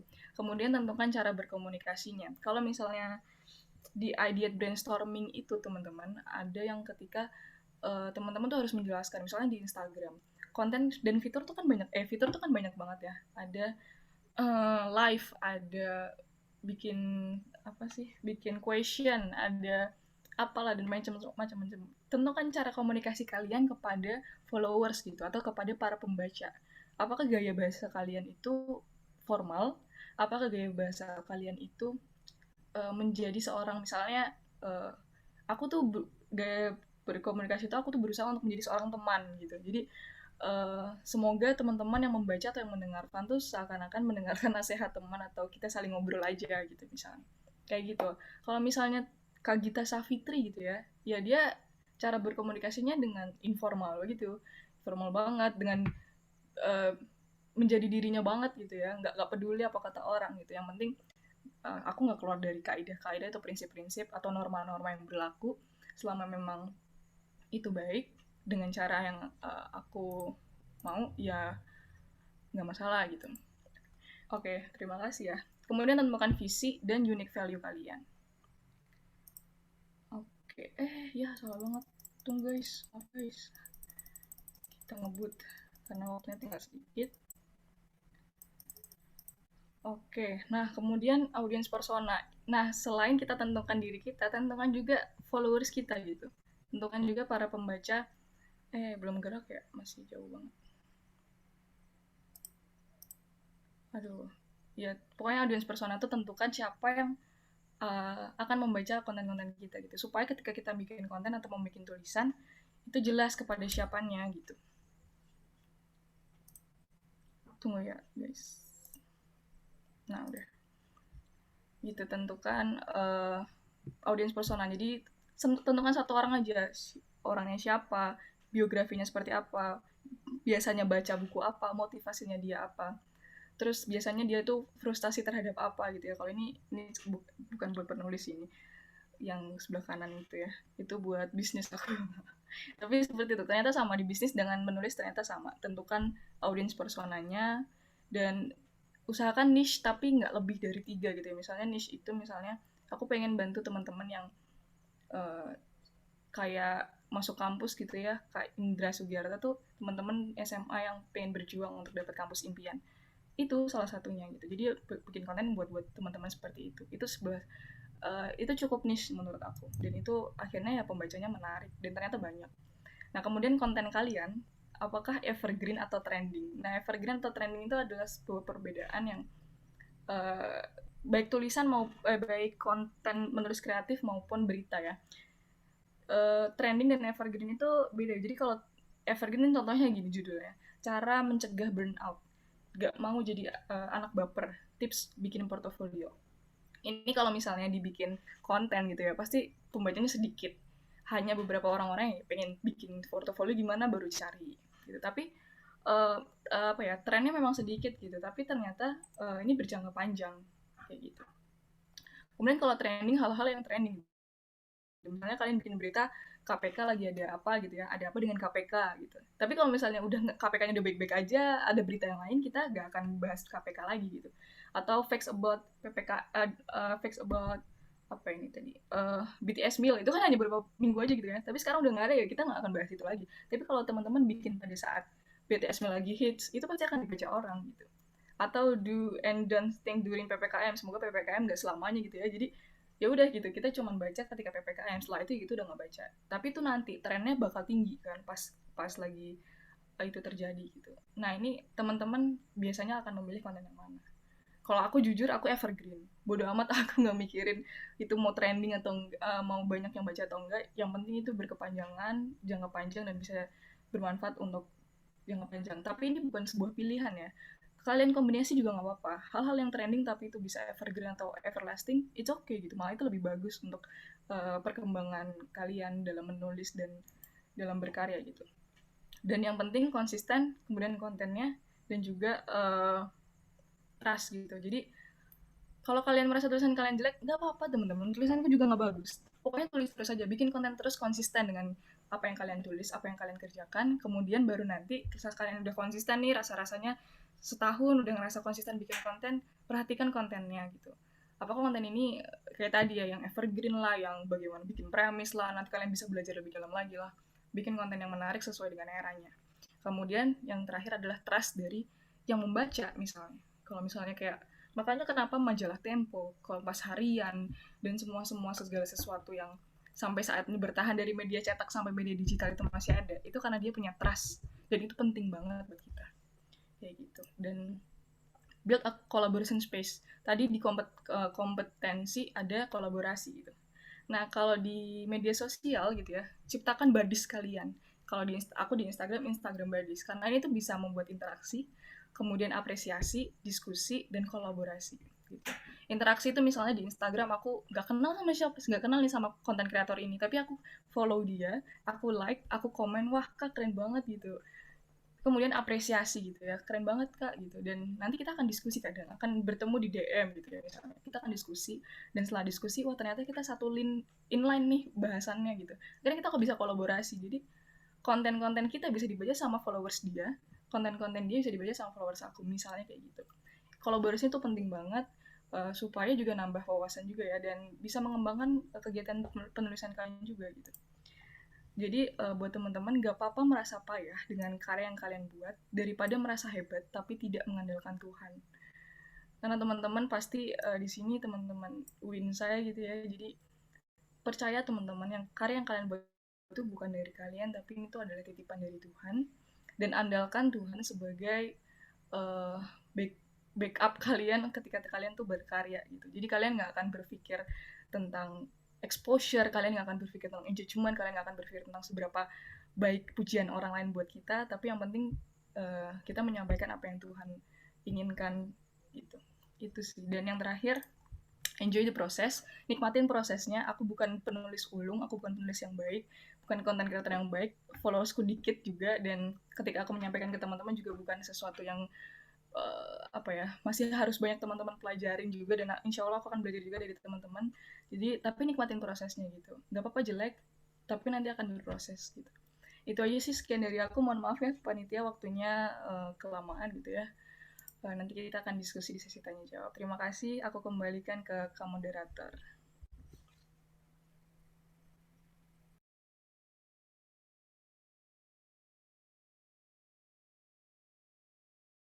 Oke, terima kasih Mbak Sela atas tadi pemaparan materinya.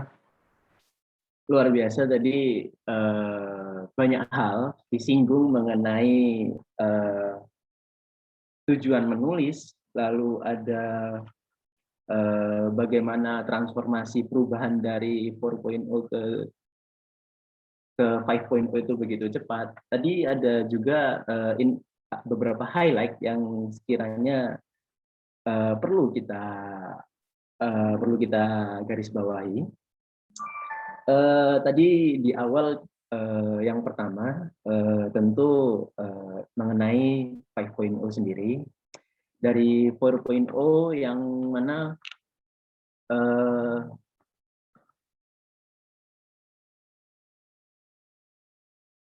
dari 4.0 yang pertama interkoneksi, lalu ada transparansi informasi dan bantuan teknis, dan terpusat atau terdesentralisasi, lalu berubah menjadi teknologi based big data. Lalu semua ini juga tadi disinggung mengenai pentingnya berkolaborasi. Tadi dijelaskan, saya suka sekali dengan contohnya Gary Kasparov, seorang grandmaster dari grandmaster catur yang justru kalah oleh sistem buatan manusia. Itu saya perlu sangat suka sekali penjelasannya. Dan tentu ada beberapa tantangan di era yang digital ini, seperti pertama tadi offload information, penyalahgunaan platform, pandemi COVID-19, dan buka dan menjadi tuna. Juga tadi disinggung mengenai bagaimana kita addicted atau candu seiring dengan berkembangnya teknologi ini.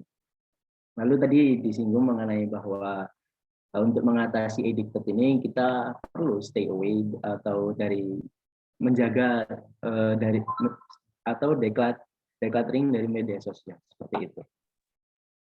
Dan tadi ada mengkonsumsi informasi, di diagramnya saya suka, DIKW, data, informasi, knowledge, dan wisdom. Lalu ini dikontekskan dalam sebuah informasi ini diolah, lalu jadi sebuah insight. Lalu yang beberapa menit terakhir tadi dijelaskan pula mengenai mengembangkan penulisan digital. Ada beberapa poin yang saya tandai di sini, yakni pertama harus kita juga bisa menggunakan berbagai platform di era digital ini, lalu mengenali fitur dan analisa algoritmanya. Kayak tadi yang dicontohkan bahwa kenapa kalau upload gambar justru teksnya dikit, justru kalau dibuat video itu views-nya banyak. Ini berarti memang tadi mengenai orang-orang lebih suka dengan hal yang visual kembali. Ada lagi tadi mengenai cara tulisan sendiri. Yang pertama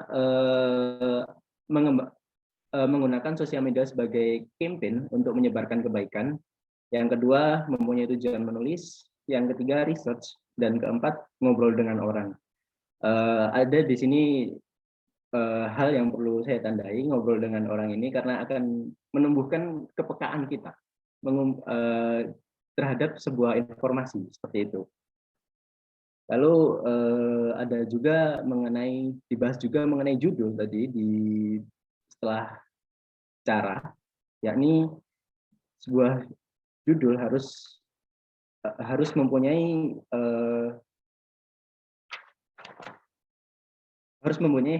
headline yang tidak clickbait. Ini saya jadi teringat bahwa sebuah tulisan yang mengenai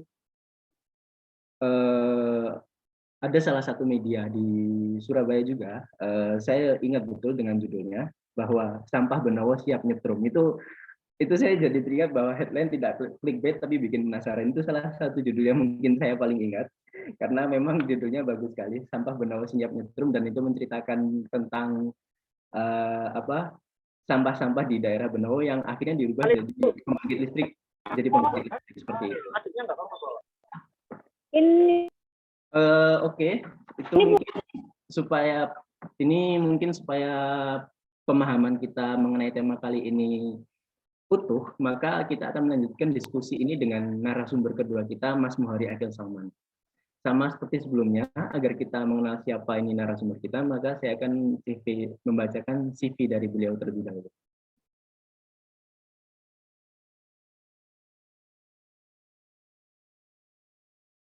Beliau ini adalah seorang penulis juga, lahir di Bangkalan, menempuh pendidikan di Universitas Trunojoyo Madura. Sama dengan Mbak Sela tadi, beliau juga memiliki banyak karya. Di antaranya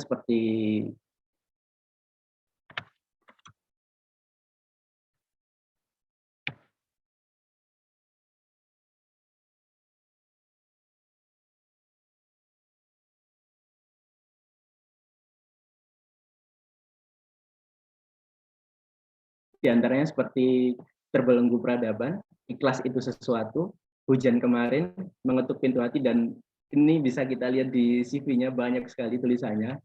Selain memiliki beberapa karya, beliau juga aktif di beberapa organisasi.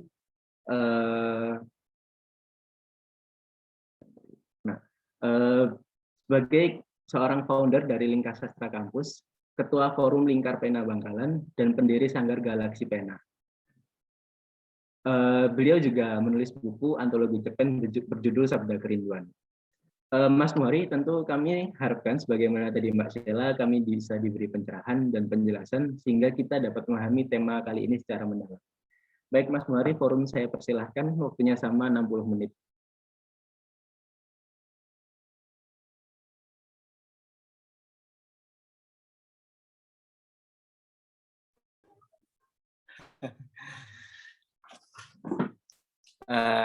Selamat siang, Mas. Siang, Mas. Siang, Kakak. Iya. Tadi kemarin saya dihubungi oleh panitia dan minta bantu oleh admin ya untuk men-screen.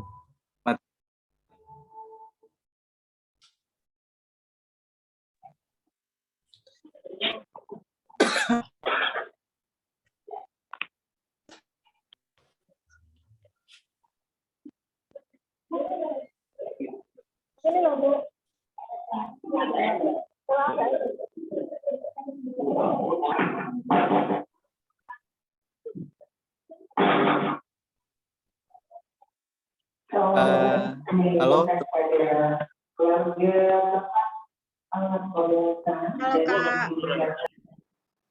Halo, Mas Muhari. Bisa di-mute apa bagaimana? Iya. Iya, silakan. Mari, Mas. Siap.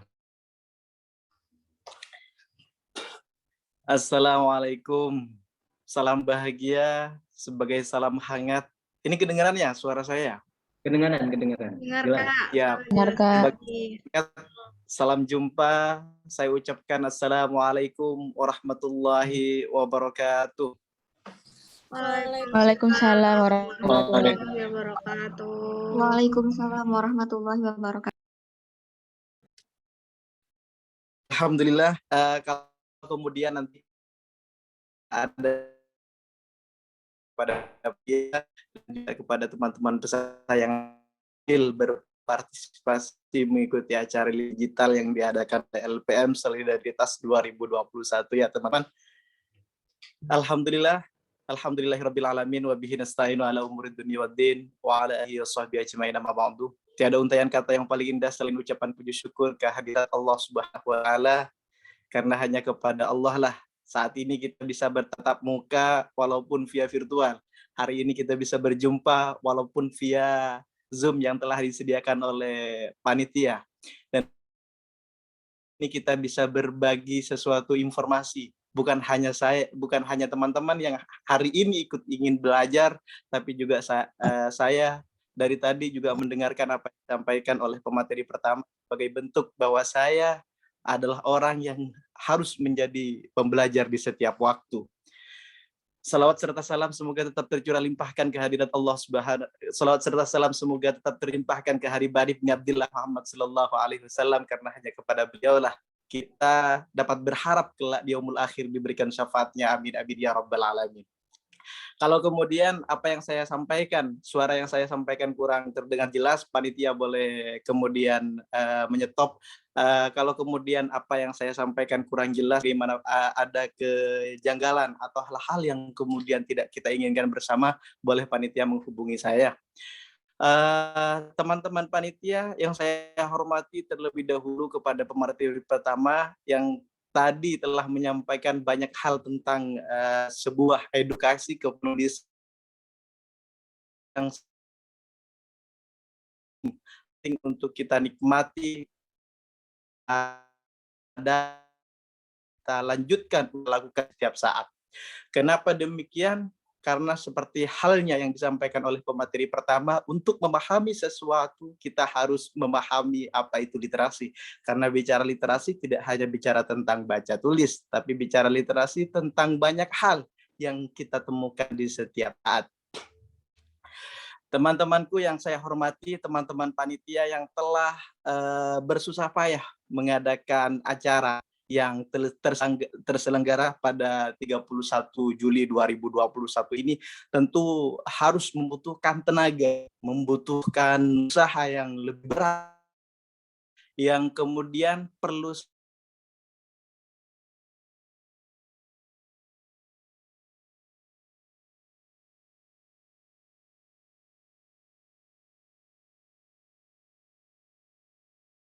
keinginan, harus benar-benar melihat sasaran, harus benar-benar melihat apa sebenarnya agar acara ini bisa memberikan manfaat, bisa memberi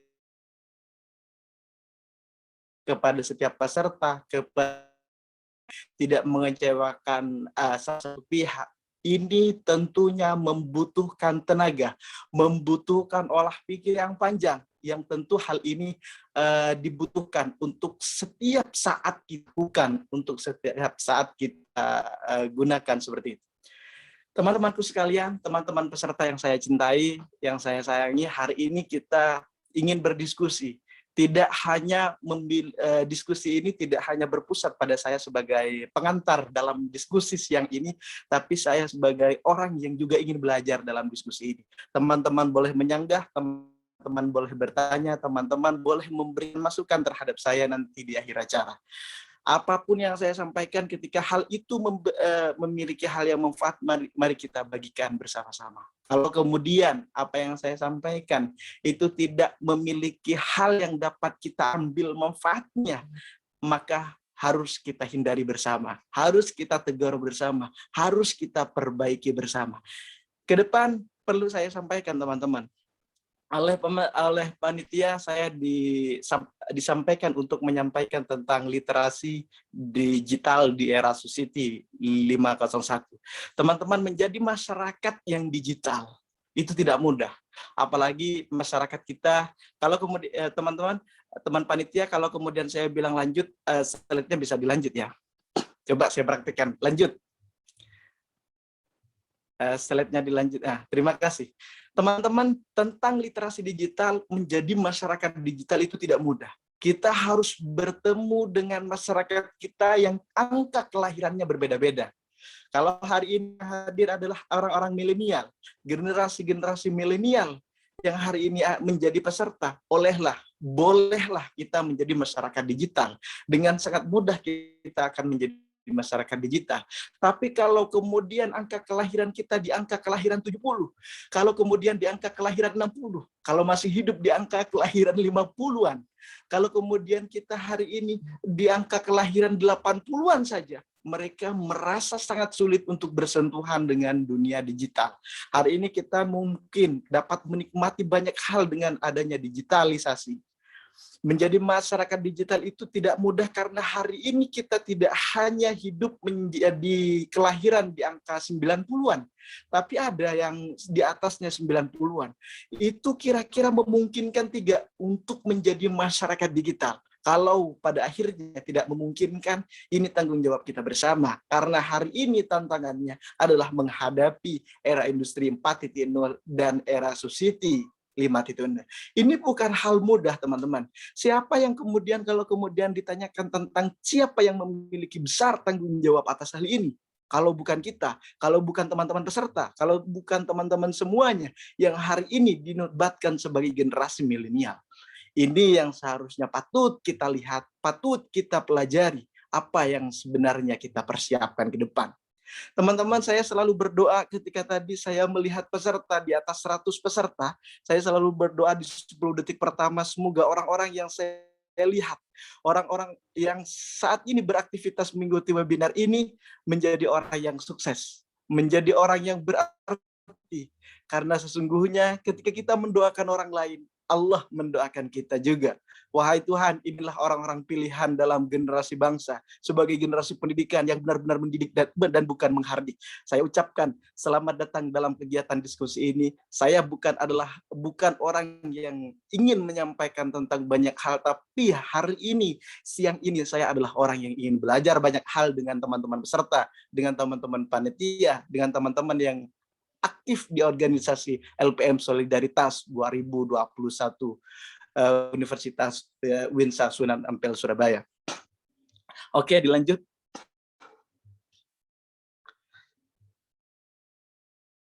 Oke, ya.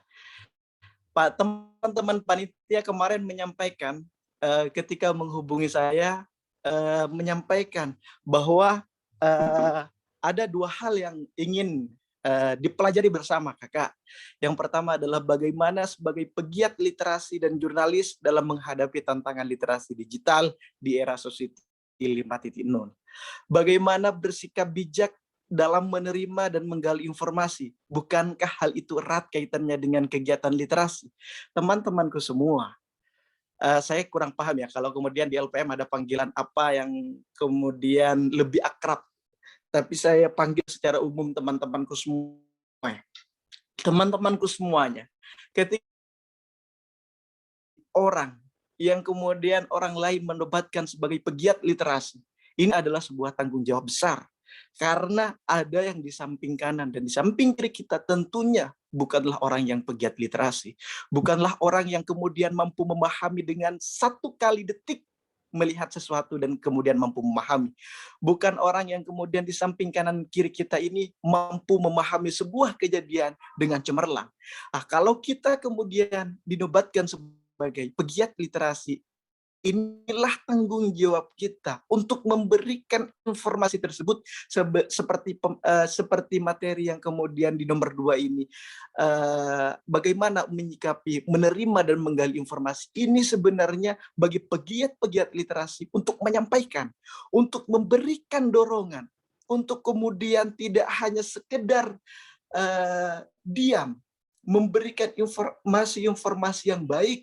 Karena hari ini begitu banyak informasi-informasi hoax, informasi-informasi yang kurang baik yang kemudian dapat kita jadikan terkadang sebuah referensi. Ini yang kemudian perlu kita pelajari sebagai orang yang hari ini aktif di dalam dunia literasi. Yang hari ini aktif menjadi orang yang ikut berpartisipasi, dinobatkan sebagai generasi milenial, dinobatkan sebagai generasi yang harus memahami literasi, baik literasi segala macam. Karena literasi tersebut tidak hanya literasi berpangku tangan, tidak hanya berpangku tangan pada literasi baca dan literasi tulis. Ada literasi digital, ada literasi teknologi, ada literasi ini, ada literasi itu. Yang kemudian perkembangannya tetap kita lihat, tetap kita pantau. Saking pesatnya perkembangan ini, di angka kelahiran kita, masyarakat kita yang berbeda-beda ini, inilah tanggung jawab kita sebagai pegiat literasi. Sebagai pegiat literasi yang seharusnya memberikan pemahaman yang baik terhadap teman-teman yang perlu kita berikan pemahaman yang lebih energik tentunya. Oke, lanjut. Bayangkan kalau kemudian, ya, lanjut. Bayangkan kalau kemudian pada suatu hari nanti, kenapa kita hari ini harus betul-betul siap menghadapi revolusi industri. Perubahan-perubahan yang semacam itu harus siap menghadapi. Padahal kalau saya lahir di sebuah daerah di